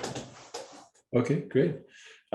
We had a pricing question. Don't want to put you on the spot, but if you'd like to share that or direct people to the website, just. Yeah, sure. It's custom pricing. Definitely reach out to us. Let's have a discussion. I can tell you, starting point for about 20 profiles is sort of our entry-level package for Salus. And so that's going to start at around $2,800 to $3,000 a year. It's an annual base subscription. Great. Okay. Well, thank you. I think those are the questions that we've got right now. And again, just remind everybody that the panelists will be available at the end. We've got one more demo to go, and everybody will be available for questions, and obviously encourage everybody to reach out, after demo days to connect with the vendors to ask more questions and learn more about their solutions. All right. Well, looks like James and Ron are ready to go. So James Alexander and Ron Babbage is back to talk about Hammer Tech. So I will turn it over to you. All right. Can you hear me okay? Thanks a lot, Scott. Awesome. All right. Passing the torch over. And James, if you could put the slides up for a second, then we'll just jump right into the demo. That would be fantastic. And we'll get rolling. Great presentations today by everybody so far. Awesome. Awesomely impressed. All right. So, James, are you sharing by any chance? Oh, yeah. I'm sorry. I was. If not, no worries. Well, it's apparently very I wasn't. hypnotizing. Apparently I wasn't doing well though. Can you hear me all right? Yeah, no, that's great. Yes, we can, Um, James. Okay. fantastic. You know what? No worries. Instead of going over this, oh, that's okay. There we go. All Sorry about right. that. Yeah, no worries. If you do me a favor, hit the next slide. So real quick, we won't spend a lot of time in slides, but just to give you a brief overview about HammerTech, HammerTech is has over 2 million plus users around the world. We're in 8+ different countries. One of the things that makes us unique is our ability to operate at the enterprise level with our control tower, which covers and spans a bunch of things that my cohort and real brains of the outfit is going to show us here in just a second at the enterprise level, at a super kind of user-friendly approach. And Greg mentioned that as well too, which is an excellent point. So we kind of came at this differently with the idea that what if subcontractors, for example, under the GC side, didn't have to have passwords to interact with the system. And we'll show you some cool stuff around that, where we kind of found a unique way to get users to adopt without having to go all in and have passwords associated with the system for us to identify what those users are actually doing. And if you hit the next slide real quick, and this will be one of the last two. But one of the things that we did to solve the issue of interoperability is we created integration points with scheduling, with project management, with finance, so that executive leaders, project managers, project controls, schedulers, and estimators can get a good handle on what's actually going on the project site with the information that we're about to see here in a second. So it all becomes one thing versus a silo thing, which is kind of what I mentioned in one of the opening remarks as well too. And the last thing I'll mention on the next slide before we hit the actual demo is it's made up of 16 different modules. So there's a bunch of things that are within the system: personnel management, licensing, the subcontractor management, equipment side of management, JHAs, SDSs in the field, the inspections, and all this ties together. And probably one of the coolest parts of it as a whole is the ability to grab all this metadata that comes from all of these things so that we can leverage the data from different sources and use it throughout the enterprise. And then with that, I'm going to turn it over to my more talented counterpart, James Alexander, who's going to impress everybody today. No pressure. Thanks, Ron. Good intro. So yeah, like Ron was saying, we're an enterprise solution. So we work across all your trade partners, your projects, your business units, and we do have a hierarchy that allows you to kind of roll up or drill down, and that's important for the report out, right? So everything that goes in the system can be pushed out of the system with our API, and we can build all sorts of cool graphs and reporting tools off of that. So we're flexible. Again, HammerTech was built really to wrap around your current safety process. Maybe you're further along in your safety journey, you have all your forms, similar to what some of the other folks were saying. We'll go ahead and we'll put those things in the system. We'll build the system around your process. It's just a way to digitize and then have your processes interoperate with one another as opposed to the silos. So that's that flexibility. We do have a lot of users. I'm a safety manager. Prior to coming on with HammerTech, I worked on projects from a single floor TI build out of 5 million to 5 buildings on a hospital project, $700 million projects. And I've used HammerTech on all the jobs as a safety director and in the business unit and that kind of thing. So yeah, that flexibility goes a long ways, with our trade partners, getting users added to the system, having unlimited users, and then the employees' ability to interact with the system via text message, QR code, that kind of thing. And so I'll share some of that as well. Kind of starts here with the internal dashboards. You have the ability to track your trade partners in the system, kind of towards their start date or their pre-construction meeting date. The trade partner receives an email from the system, at contract time, or we do have integrations with other systems, Procore, CMIC, that kind of thing. So we can pull trade partners in. And then you can kind of track them like, this Valley block, they're starting on 12/18. Their insurance needs to be updated, but they've submitted JHAs. Some people have done orientations and they do have a safety plan. And so you can kind of track those leading indicators towards the start of the job, right? And so easy customizable dashboards with limited time. I'll kind of move off of that. But basically, the employers, our trade partners are added to the system. Once they're in the system, they stay in the system. They can be transported from job to job. This is where you can add, your different nominated reps, your supervisors, again, unlimited users for the trade partners. And what that does is it allows us to crowdsource safety, right? So instead of having maybe just one or two people on a project team that are always kind of pushing that safety rock up the hill, you can get all your trade partners involved. You can get their employees and their supervisors involved, and it gives them a way to interact in your safety management system. So pretty important stuff there. Basic tracking of, the companies, what they're all about, their insurance info, that kind of thing. Once that employer receives that welcome email and they start to load their safety submittals, their JHAs, their safety plans, their safety data sheets into the system for your team to review and either kick back or approve, they also have the opportunity to start their orientations with their people. So HammerTech has the ability to do online enrollments. And like I said, I've personally, been a part of putting some 70,000 employees into HammerTech. So the ease of use is there. We do have that experience, across the United States and that kind of thing. So essentially, you can send out an SMS link or create a QR code.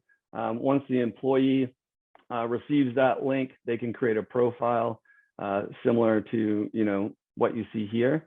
Essentially, we have the ability to go ahead and we can add a video, which is what we did. We had a video, it's like a 20-minute video, and you can break the video up and ask questions throughout, that kind of thing. You could do slides if you didn't want to do a video.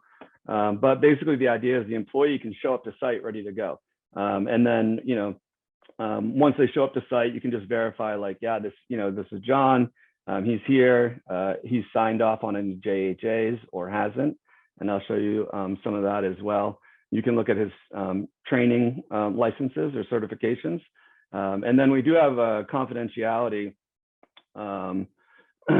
We do have a confidentiality feature as well, which protects employee sensitive information. So you can see if I added that reason why as someone allowed to view confident information, I can now see his emergency contact, his license, his vehicle license. And this is all customizable, to what your orientation looks like. Yeah, and once the person's in the system, again, they are able to be imported from job to job. And that's what I found, like I said, out in San Diego and then in the Carolinas, was really that that return user, right? So there's some work up front. We talked about some of the obstacles around rolling out software. But what I found is yes, that's the case. I haven't found that there's a demographic or you could kind of pin somebody as, oh, they'll be a good user or that person won't. Like, that's not the case. But once you get people up and going, and then with a system like HammerTech that integrates, all of your operations process, particularly safety across your jobs, people learn how to interact. And so, those return users, make things easier, as you continue the rollout. Again, gonna go a little fast here, but I'll take the questions after. And so we talked about the JHA. So the trade partner would go ahead and submit that JHA to the system. They have the ability to do a simple upload like we talked about. That could be a photo or a scan. They have the ability to create it in the system as well. We have the ability to I just built these fields out for, in a way that I like them, but we have the ability to do your process, put your process in the system. So we can show the trade partner like, hey, this is the hierarchy of controls, or, this is our expectation around a JHA. If they don't have a JHA template, we have the ability to put portions into the system where, the trade partner can grab your forms as a paper digital form though, right? So we have that, but then we can build your forms as well, and, or it's really an and, right? We can do both. And so when we're building forms, we have the ability to do checklists, You can, identify the hazards. I do like these different, tick boxes. They can be yes, no radios. They can be talk to text, like this example, where the trade partner would go ahead and put their, the highlights of their JHA into the system. And again, kind of back to that interoperability, these employees' names are here because they are employees of the employer that have gone through orientation. And so you can pin the JHA to the individual employees.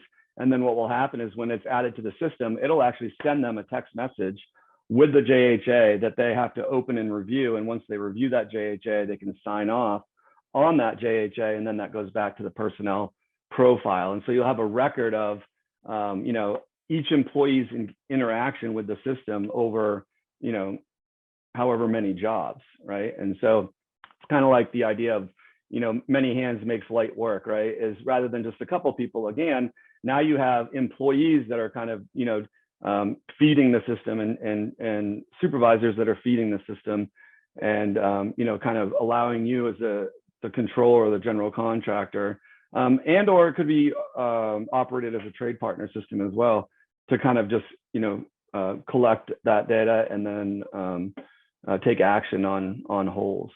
So that's kind of the JHA module. Let me show you what a JHA can kind of look like. Here's one that's completed. So you can see they've added the upload into the system there. But then they also went ahead and they added these text fields as well, right? And so that's, another thing that HammerTech does here on the JHAs that's really cool is you can add the safety data sheet directly to the system. And so we have the ability to create a database of safety data sheets. And, so here are some existing data sheets. And when we add this safety data sheet, it's going to go ahead and give us the data sheet, but then all of the pictograms, the hazard classifications, that kind of stuff. And what it does is it creates that safe work pack. So you're not getting just the JHA, but you're also getting the employee, their training, and the safety data sheet. And you have that whole safe work pack that says like, yep, we're good to go. We're going to go, build this wall or do this work, whatever this work is. So you can see I just added that safety data sheet to that JHA. So pretty cool stuff there. And then again, you have the ability, like if I would say send reminder, it'll actually send Eric McCarthy, it'll send him that JHA, that safety data sheet. He has to review that. And or you could do it with your supervisors where the supervisors are reviewing it before they start work and either sending out the text for the signature or capturing the signature on a tablet. So I've done it both ways. We used to pass tablets around and then kind of COVID came and then HammerTech created that ability to text. So we do pivot pretty well as well. So kind of the JHA module there, safety plan is similar. You basically have the ability to upload a safety plan into the system. The safety data sheet, like I said, you have the ability to create safety data sheets in the system. And or once you have your data sheets in the system will store them. So you can create a database to use from project to project. Another cool thing about the JHA module that you won't get anywhere else is once a JHA is in the system, you do have the ability to do an inspection against that JHA. So whereas I'm all about the walkabout and I've found a lot of hazards and talked to a lot of people and done some great things in my career on the walkabout, I think that having that focused, processed inspection is beneficial as well, at least as well, or could be more. So you have the ability to go ahead and create a JHA inspection. And what that will do is it'll go ahead and it'll create an inspection checklist. It'll add the employees, which JHAs you're inspecting, and then your checklist, whatever that checklist might be. Here's an example of just a simple one. And when I started this with my safety managers and my project team members going out and doing JHA reviews in the field with our trade partners. And then we thought, man, wouldn't it be better if the trade partners did their own? And so we actually started having the supervisors of the trade partners, go out on a weekly basis, choose a project that they were, an operation they were working on, and then conduct a JHA inspection, against that process. So pretty powerful stuff. And back to that interoperability. Permits, again, is around like the custom form type stuff that we've been talking about. we can build out whatever you want to see in permits.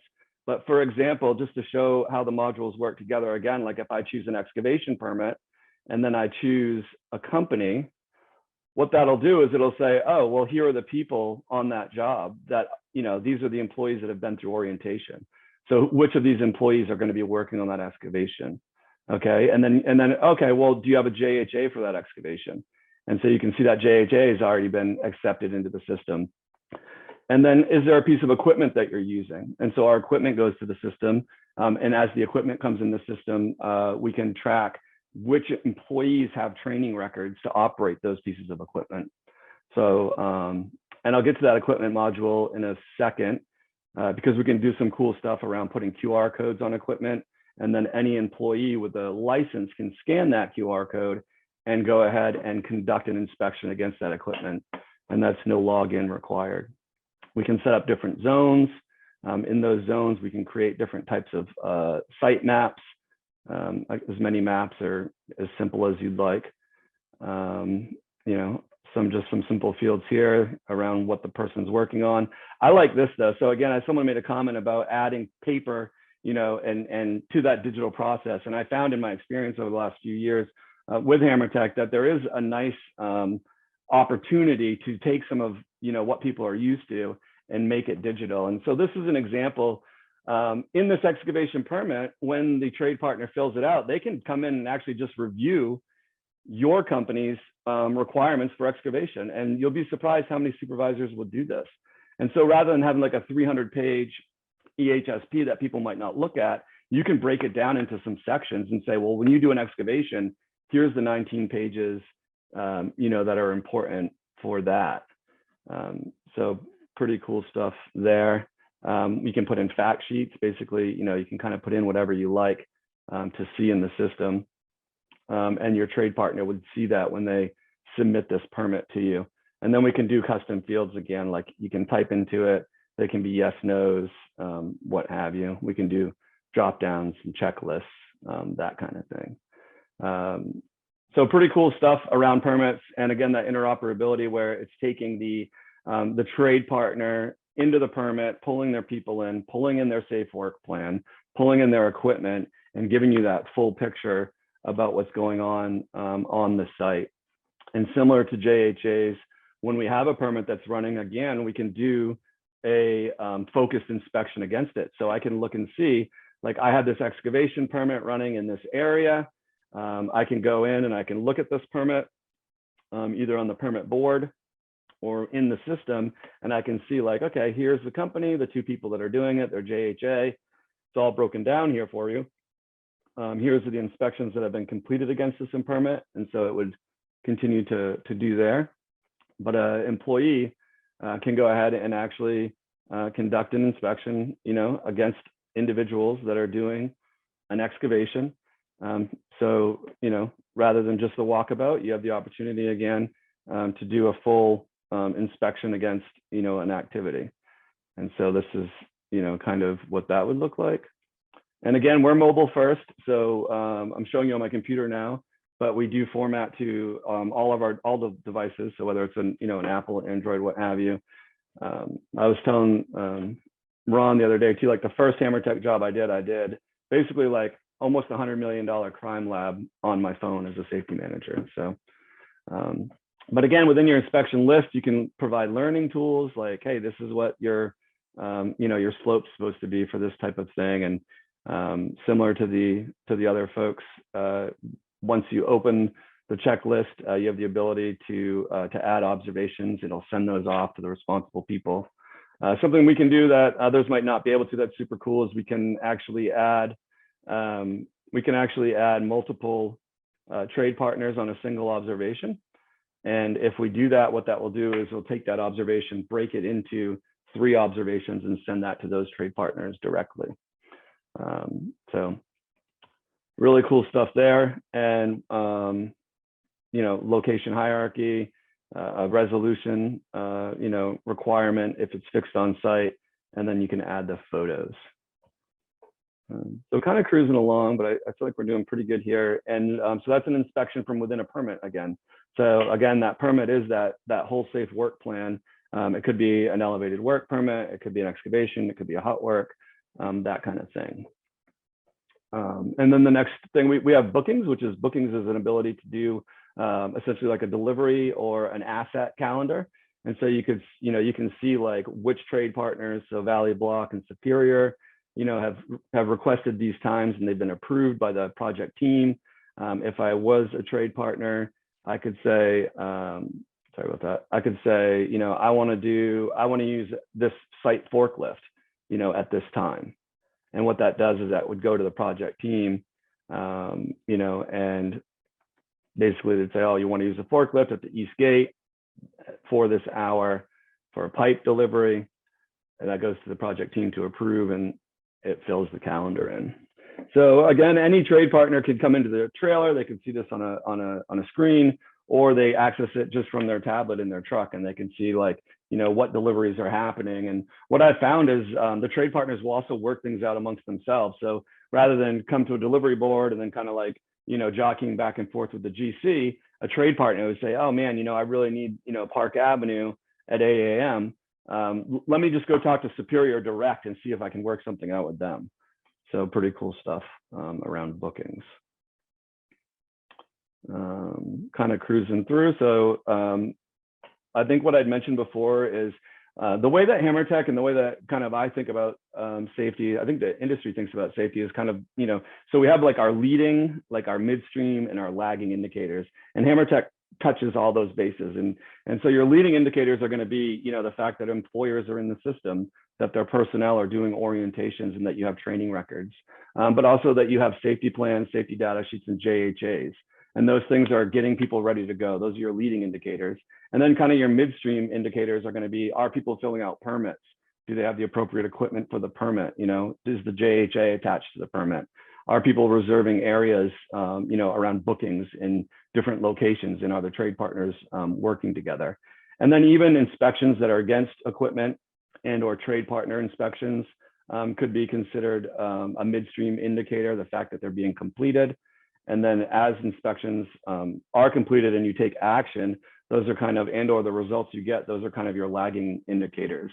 And HammerTech does a great job with all those. So your leading is going to be your employer, your personnel, safety data sheets, JHAs, safety plans. Your midstream is going to be your permits, your bookings, your equipment, some inspections, or the fact that you're doing inspections. Your meetings, so all of your trade partners have the ability to hold meetings. And again, what's really cool about the meeting, it could be any type of meeting you like. We can customize all these fields for you. You can provide reference documents.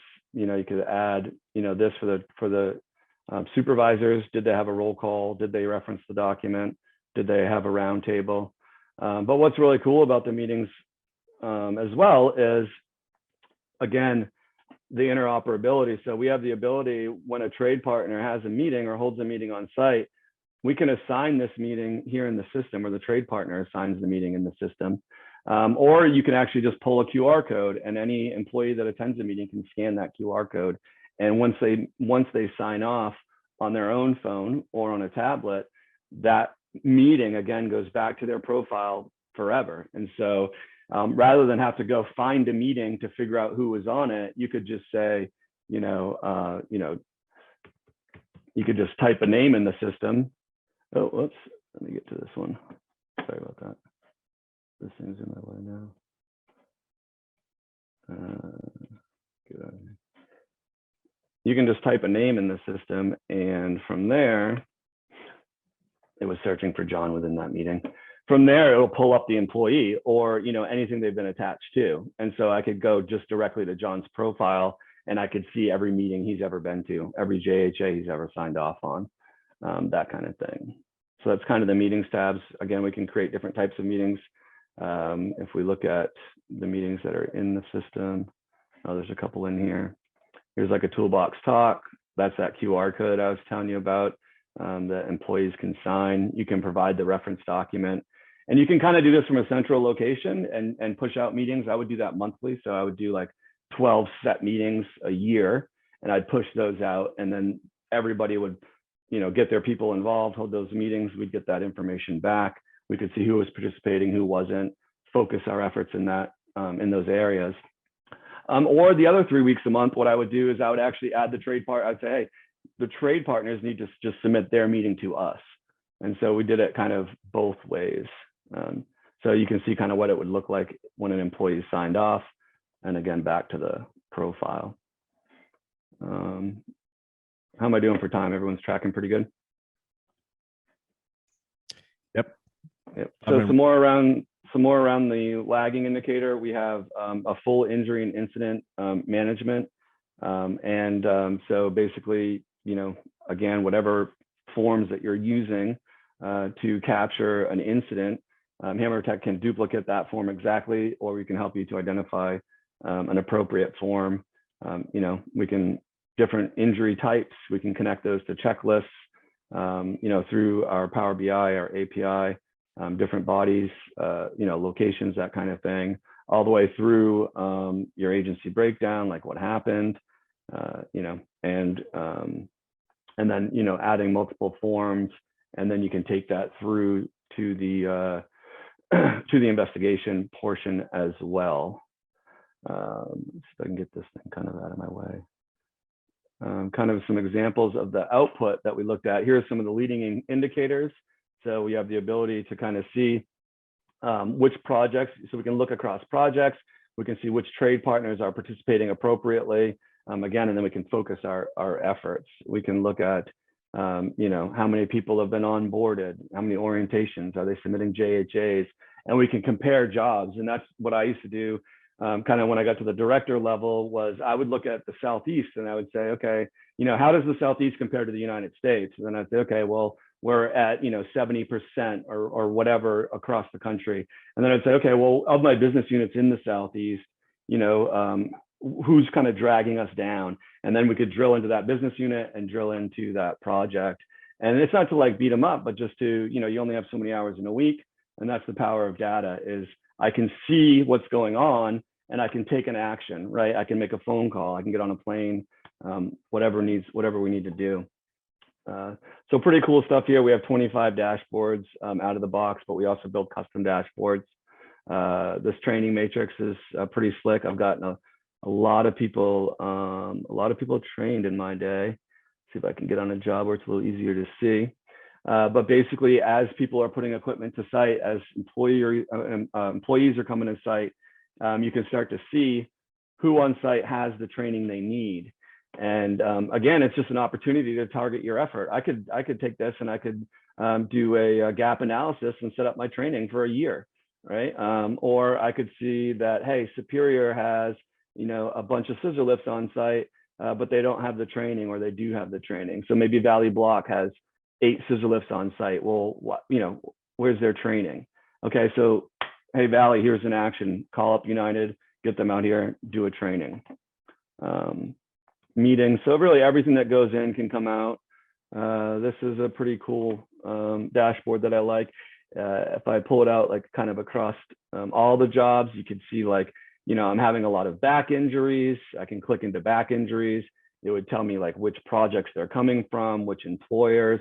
And a good, you can take this lagging information and use it for a leading effort. And you could say, which of my trade partners are having injuries, you know, and as I'm coming into this new contract, how can I force rank, you know, plumbers, like which plumbers are participating in my system and getting the results that we expect. So really cool stuff here as well. We do have a daily report function. So we have the ability to capture hours. Again, we can set that up custom for you, but we have, it does geo weather, you know, knows your location. You have the ability to create your own daily report in the system where I could actually, as a project team member, I can do a daily diary for a trade partner, or the trade partner can go ahead and do their own daily diary. In which case, you know, they have the ability to do, let's see, which one?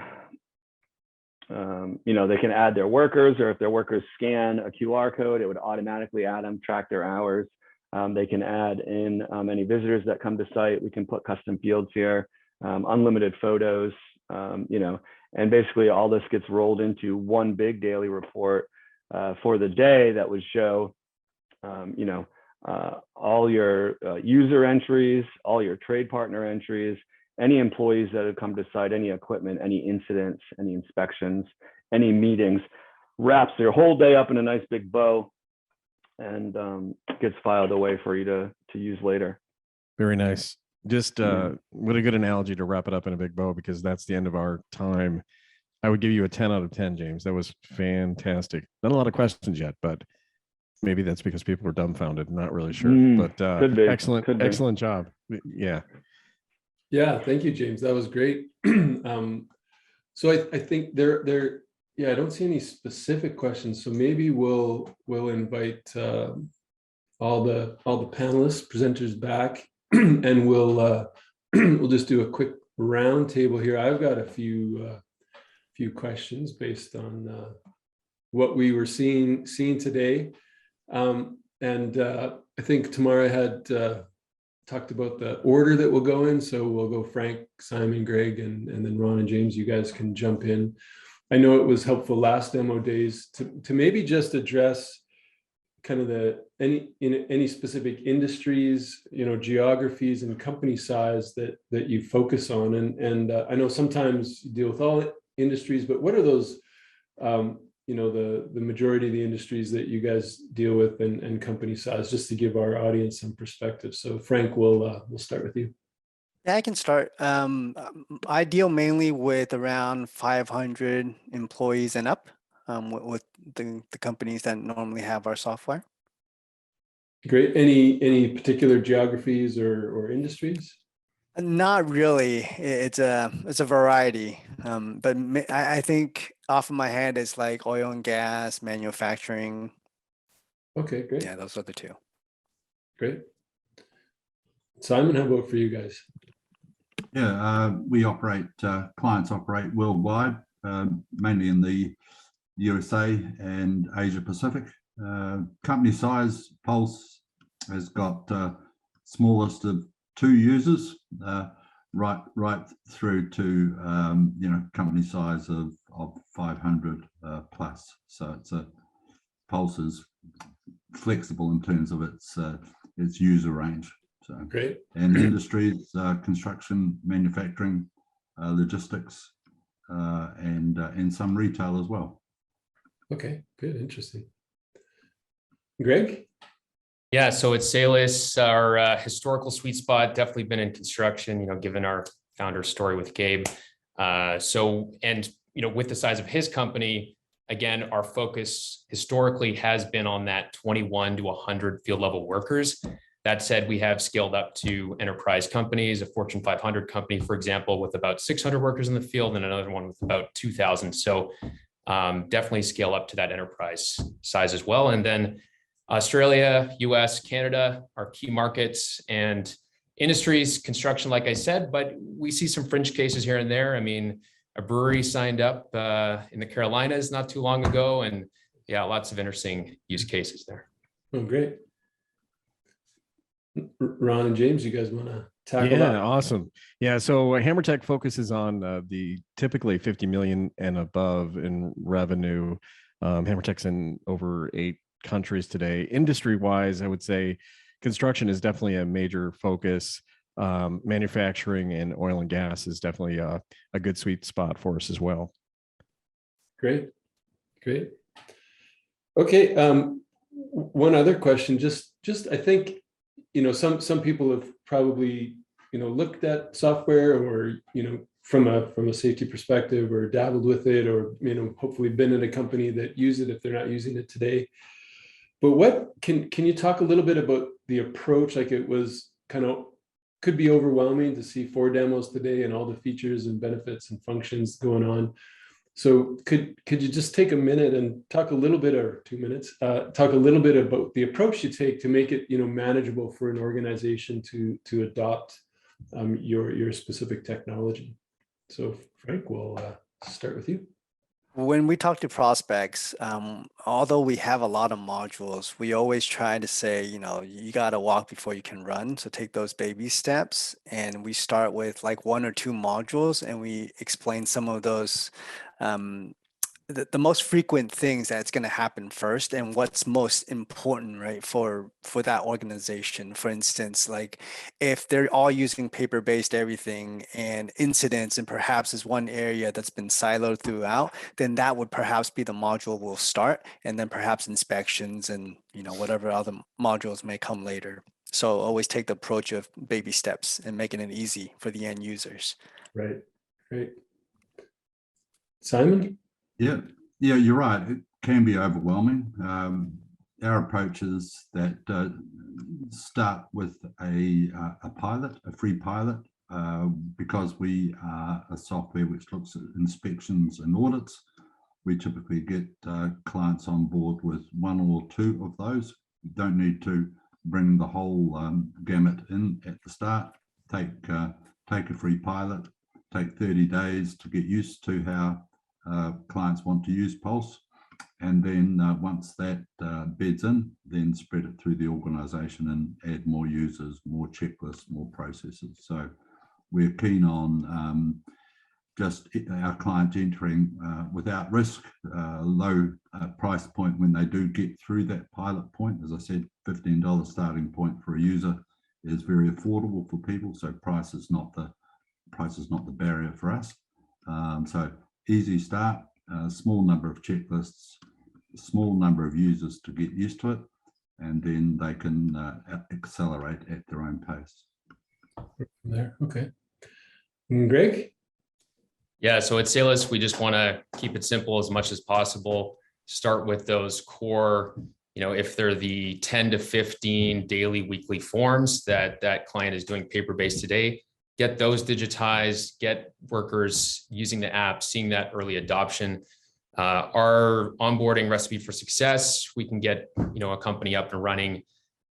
Typically, it's about a few weeks, and we can work nimble with them and to their timelines. But yeah, I think just echoing what's already been said is really that iterative approach, right? But starting simple, and then once you get adoption on a daily hazard assessment form, maybe you then move on to getting your asset inspection digitized and tracking that. But it all starts with the field and making sure that they're actually using the technology and getting what you need. Great. James, you want to tackle that one? Sure. Yeah, and I think similar to what others have said, but we do have a ramp up strategy, right? So, maybe starting in a business unit across a project, done a few projects, and then kind of, rolling out from there, that kind of thing.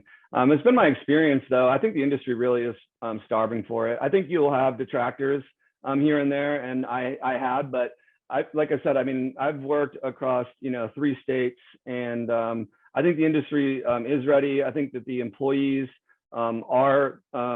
they have the wherewithal. They're using the technology at home. I think it's a matter of the companies, the general contractors and the trade partners really kind of stepping up and saying like, hey, this stuff, these processes are what make us successful, and this stuff is as important as everything else on the project. And I think from there, I think it's, I talked about the repeat users, but I think it's, I don't think it's as big a hurdle as we make it out to be. And that's my experience, right? I've experienced that it's not as big a hurdle as people make it out to be. Yeah, that's great. And I think you kind of touched on it there, but that executive sponsorship, making sure that at the highest levels, the organization is really bought in and supporting the introduction of new technology is always key from my perspective, for sure. 100%. So in my experience, working with a huge general contractor and rolling Hammer Tech out across the United States, I mean, we had a management committee sponsor who actually went ahead and made a video that went out to the whole company that said like, this is the future, this is what we're doing, we're ever forward, and I think that is huge, 100%. Yeah, cool. And maybe we'll go in reverse for the next question, just to give everybody a different chance at approaching the question. But the next one too, and I think everyone kind of addressed it in the presentation, but how often do you, as you're rolling out and going through that process, do you find broken or non-existent processes that you're not only introducing technology, but you're actually improving the company's safety program or safety processes. So, so James, you find that? Yeah, for sure. Yeah, I mean, my experience was all the time, right? And so in the old way, without having data at your fingertips, you didn't really know where to look, or the look was just, you had to really dig, right? And so just to kind of put myself out there, like the first job I did with HammerTech, I'm a great safety manager, at least, you know, that's what I like to tell people. And when I put my job into HammerTech, I found out, well, geez, I'm only 60%, you know? And then as we rolled out across other jobs, we started to find, wow, 60% or 50%, like that's, you know, that's actually our mean, and our standard deviation is 20 points, you know? So, but yeah, I think the idea of crowdsourcing your safety and getting your trade partners involved is a game changer. I think that they'll find that they can use at least HammerTech to better their whole programs. So, you know, cleaning out their safety data sheets, updating their JHAs, finding out that they have 300 employees and only 25 of them have a training record, right? So a lot of experience, you know, in finding what we do is what the industry knows is the foundation for safety. So everyone agrees that it's the right thing to do, but how well they're accomplishing it, you know, is a huge spectrum. And with that visibility, we can drill in and find those problem areas. Great. Greg, I saw you nodding along with that. Yeah, I was just thinking, Scott, that, you know, James is spot on in the sense that once you introduce digital, it creates this new baseline in a way, right? And a lot of times customers that we speak to when we're having these introductory conversations, if we look into, well, what would you want to improve if you went paperless? It's hard to even know where to start from a metric standpoint because the visibility is so challenging, right? Just the day-to-day management with the admin burden. So, you know, I hear that all the time, right? Well, we're constantly chasing down forms that we know we should be done, but we really don't have a clear sense of, you know, where we're actually at. And so once you do go digital by centralizing everything, I think it just really does help shine a light, kind of like what James was saying on, wow, we didn't even know this was our actual baseline. And now we can start to really show some dramatic improvements over time using the platform. So yeah, I think it's, you know, it's a journey for each company and their own goals. And but yeah, I think that certainly the tone at the top helps culturally with helping drive that change and you know, seeing where they can improve. But just getting that visibility will help to help show what's possible. Right, great. Frank, anything to add on that? Or sorry, Simon, jumping out of order. That's okay. You can call me Frank if you like. Yeah, what we find is when the broken processes are there, but they're not always visible. So when our clients start with Pulse, they find that the processes that they thought, for example, were being consistently applied across different business units aren't. So some will be applying part, some will be applying not at all. So the opportunity to bring clients into Pulse gives them the chance to standardize, firstly, because it's digital, so they get full visibility of that. The other aspect that we've noticed works really well is that their processes aren't always best practice. They have established processes or systems that they've created themselves. With Pulse, when they draw down on our checklists, they can use best practice. So they can actually replace the broken or non-existent practice with one which is set up in our system as best practice. Start with that and then adapt it further and customize it for themselves as they move on. So yeah, your point is a very good one. There are broken processes out there, but getting into a software system like Pulse gets some consistency and also gives them best practice right from the start. Great. Now be Simon, Scott. Yeah, you'll be Simon.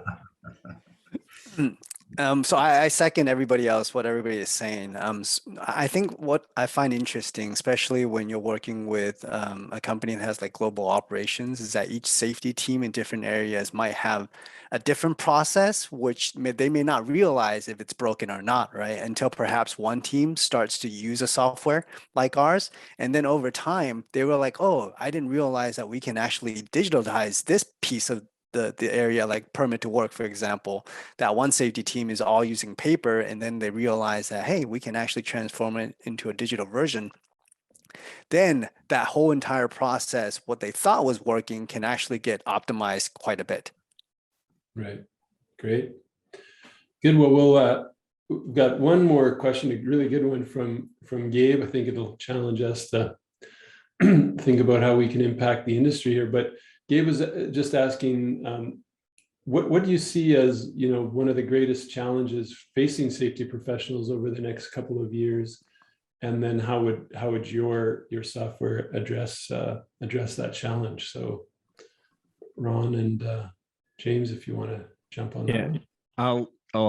I've got an emotional one on that one. I think the biggest challenge is what a current challenge is as well too, is that safety is always deemed as important, but when it competes with all the other projects as well too, right? So with project management and ERP, there's just a lot going on everywhere, and everybody knows safety is important. But at the end of the day, it's like safety is critical to not just within safety, but also throughout the rest of the project. And I think that one of the biggest challenges is just changing this mindset that safety is so much more than just safety, which safety alone is, you don't want to say just safety, but at the end of the day, it's more powerful in the entire project. And I think we're getting there, in that now that the data is available, it kind of opens the doors for us to talk about how it goes into the project, how it goes into the schedule, how ERP can leverage the hours now, all that stuff that we couldn't do before because now this new technology is available. So I think that's the biggest challenge, but it's also the biggest opportunity, I think, that it hasn't been available before. Right. So designing it into the process, and it's not just a compliance activity that comes along after the fact to make sure people are following. 100%. Yeah. Great. Greg, anything to add? Yeah, I think to start off, great question, Gabe. There's a lot of challenges, and it's hard to probably pick just one.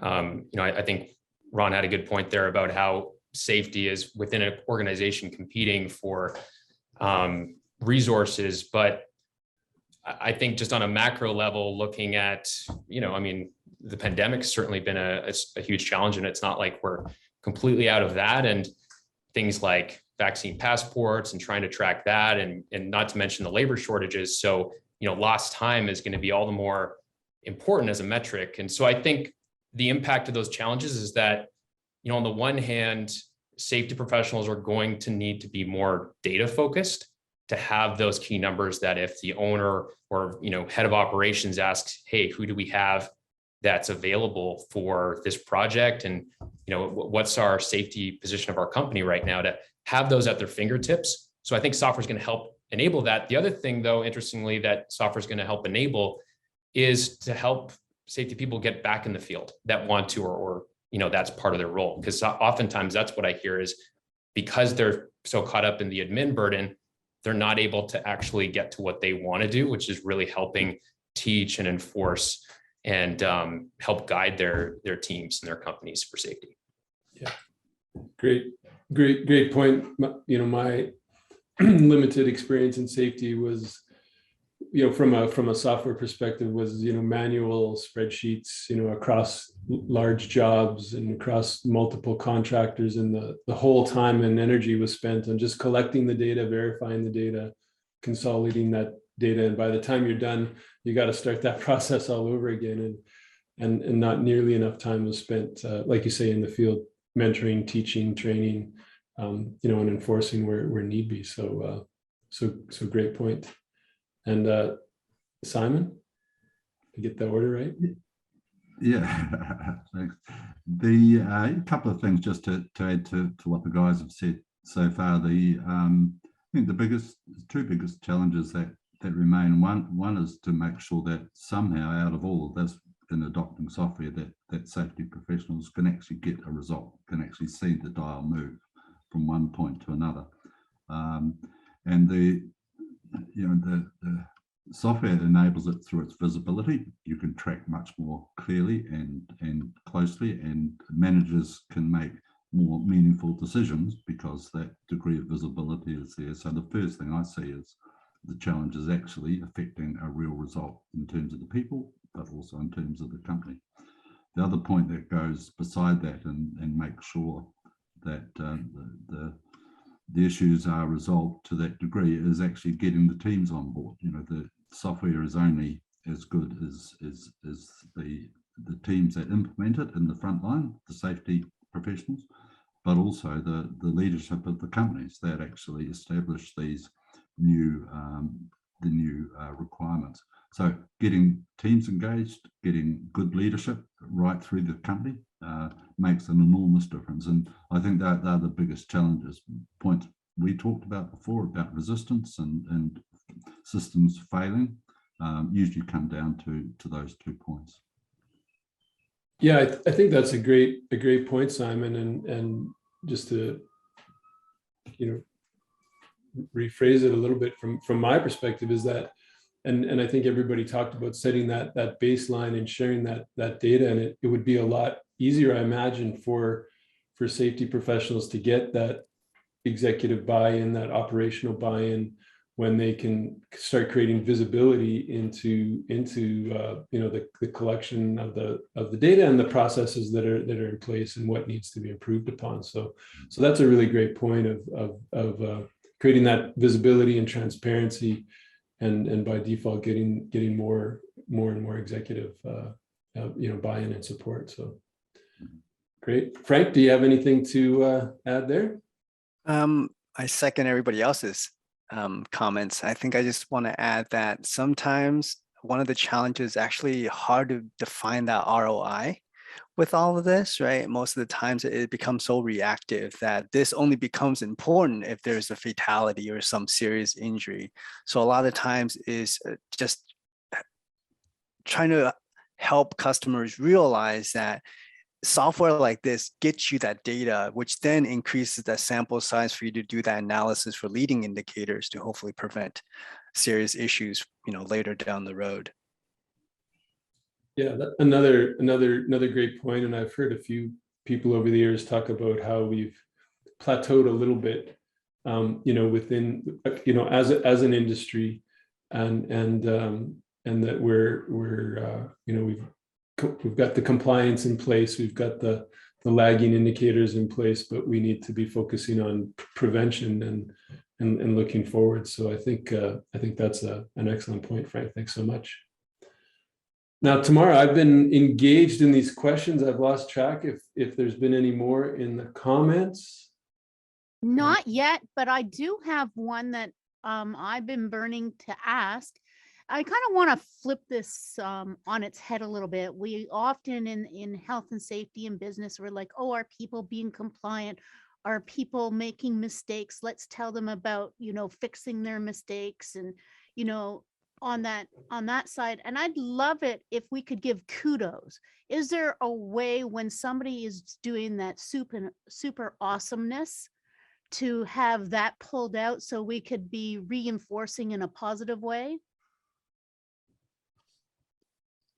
I'd be happy to jump in there. Or I just had a quick point, I guess, on the compliance dashboards. And Tamara, you're right. It's not just who's not doing what forms and where do we need to focus our attention, but also who can we praise and who's setting the example and the model for the organization. And so I know there's at least one customer of ours that has gotten creative with the compliance dashboards to highlight you qualify on a monthly basis. If you've done all your forms you should be doing to get entered into a raffle prize for that company. So just one way that culturally, you can help positively impact the role models and, what you're looking to achieve as an organization. I could add to that as well. It's a good question, Tamara, because, we all know maybe from our own experience that the thing that makes the most difference for people is positive reinforcement. You know, ultimately, if you want to make the type of changes with your teams, you're going to have to find ways to positively reinforce the good stuff and the good people so they become leaders. We've set our system up in such a way that clients can gamify it, so they can set up rewards and recognition systems so that not only catching people out in terms of accountability, but they catch them out and reward them for doing the on-target things that they want them to do.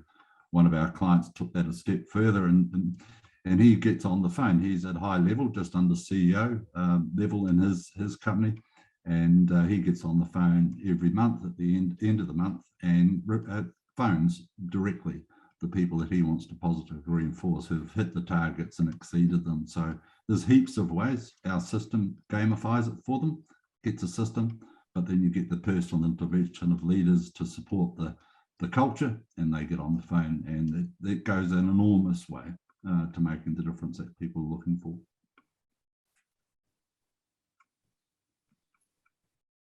Great.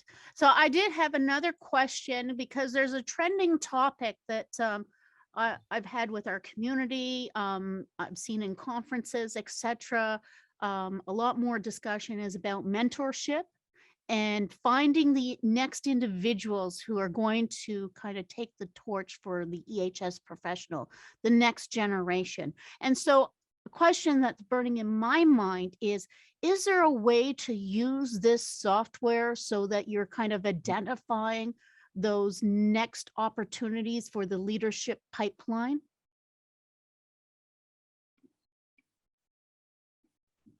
That's a good question. I'll start, and someone else might like to have a crack at it as well. Yeah, it gets back to probably the point with some of the points that we've been talking about, that the cream rises to the top. So if you want to find out, you work with the cream, but the people close to you can identify who maybe those potential stars are. But software helps in, the dashboards that we have and the other guys today have. You can see across the organization where the high performers are, or the potentially high performers are, and you can use your software to do that. So you can't beat the close by close working relationship and identifying where the potential lies, but use the software to look across the organization and see where the potential is as well in factual form.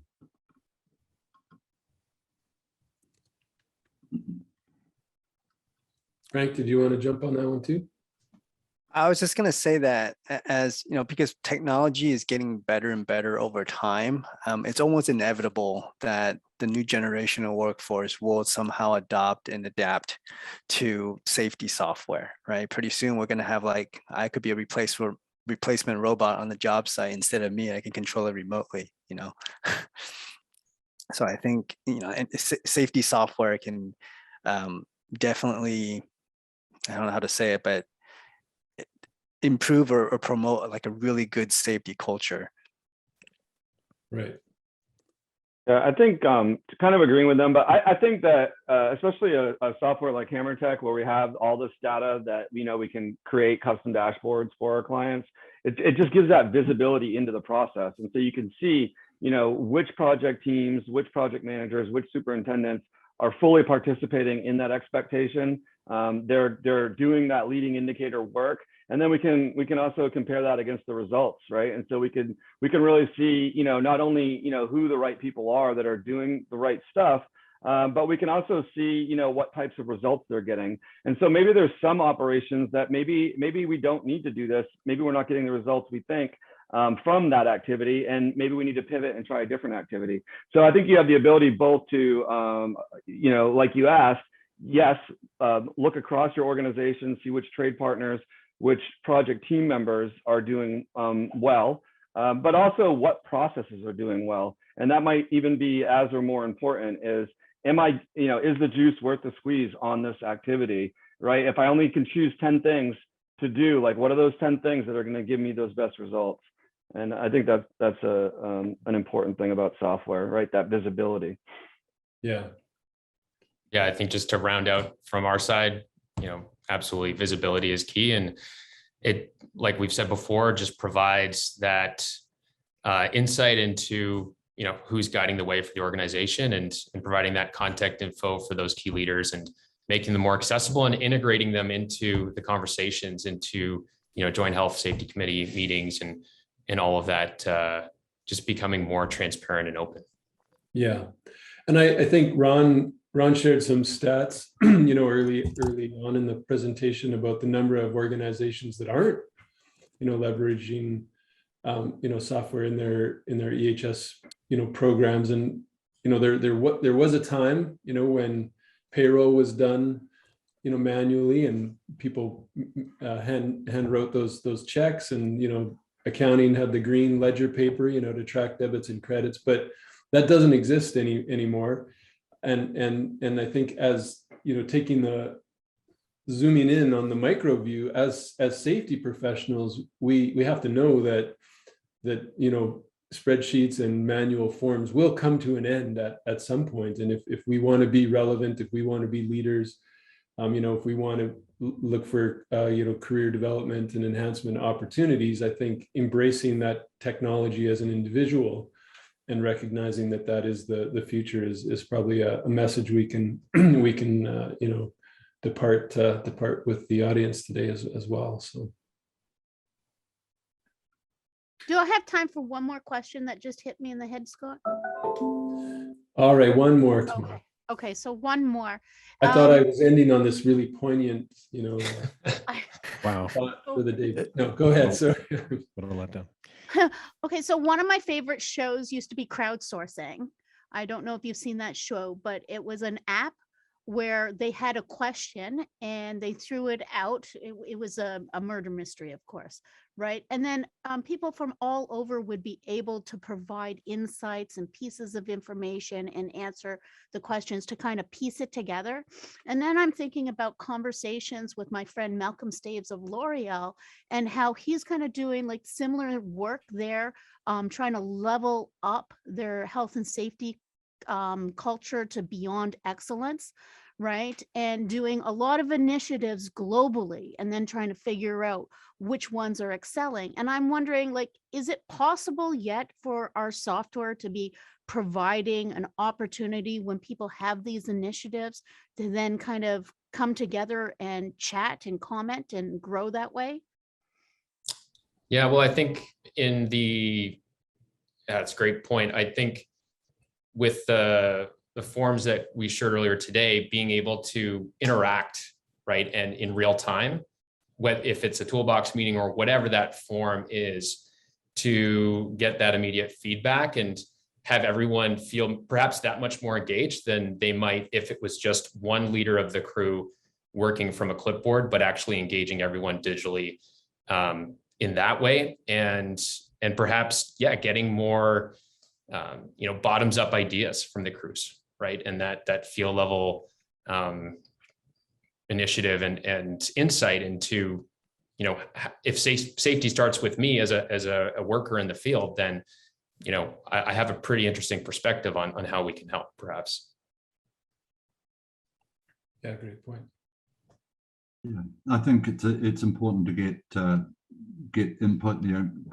Creative ideas come from anywhere, really, and you have to keep your own mind open to where those good ideas come from. And one of the things we did with Pulse, when clients are working out how to fix a problem, they can message and talk to each other inside the app, so they can get ideas from their team members or a wider group of people to fix the problem, whatever it might be. The problem's been tracked as an issue, but the ideas and some of the solutions can be created and input received live within Pulse. So that's one way in which our software supports your idea, Tamara. Tamara, I've never seen that, but I've read Wisdom of Crowds. I think it's similar in the sense that, sometimes crowd thinking optimizes a lot of things we might not know when we get that collective wisdom. So having an EH&S software, it's pretty much, aside from like a safety tool, it's like a collaboration tool between between different departments to actually get that data and then analyze the data to provide a better outcome to the data. Great. James, did you want to add to that, or? Yeah, I mean, I can. I think I think that crowdsourcing, like the idea. So when I said crowdsourcing, I'm really talking about the effort, right? And I think that's where it starts. I think that you can do a lot of stuff around the data, and I think it's really important. But that is like a secondary, in my experience, that's a secondary benefit, right? That data and then taking that action is kind of your, your feedback loop to, are the things we're doing the right things, and how well are we doing them and who's doing them? And so for me, like the crowdsourcing is really part of, engaging the trade partner force, the whole city, right? The state, the country, right? And change the industry in that way, where as opposed to having those one or two people that are like the safety people on the job, we need to get to a point where everyone's doing their part. All the trade partners are engaged. They believe in what we believe in, right? And that kind of thing. And I guess while I have the microphone real quick too, a prior question around, around what was the question? It was around obstacles. Sorry to jump back to it, but it's how I do it sometimes. But around the obstacles, I think the biggest thing is people are happy with the results they're satisfied. Like our industry is satisfied with the results we have in safety. And I think that's our biggest obstacle over the next 5 years. I don't think it's data or a software or anything. I think it's like we are comfortable, and I think you said that, Scott, right? Like we are comfortable with the results we're getting. And until we become uncomfortable, like, no, it's actually unacceptable for anybody to get hurt on any job, right? And we're going to put our money where our mouth is, and we're going to do what it takes to win. Until we get to that point, that's our biggest obstacle. Yeah. Well, thank you, James. And that's a great point to end on. I know we're a little bit early, but I think everybody would appreciate getting a few minutes back in the day. And Tamara, was there any housekeeping here before we let everybody get back to Well, the day? it is recorded, so we'll share with those who registered the recording. And Rangel is also saying that he's proposing software to his company. So it seems like this has been a great session to help people figure out what they want to do. Yeah, absolutely. And reach out again to the presenters. I know we had a pretty quick demos for everybody. So there's lots more to learn and lots more to share. So please connect with presenters after the fact as well.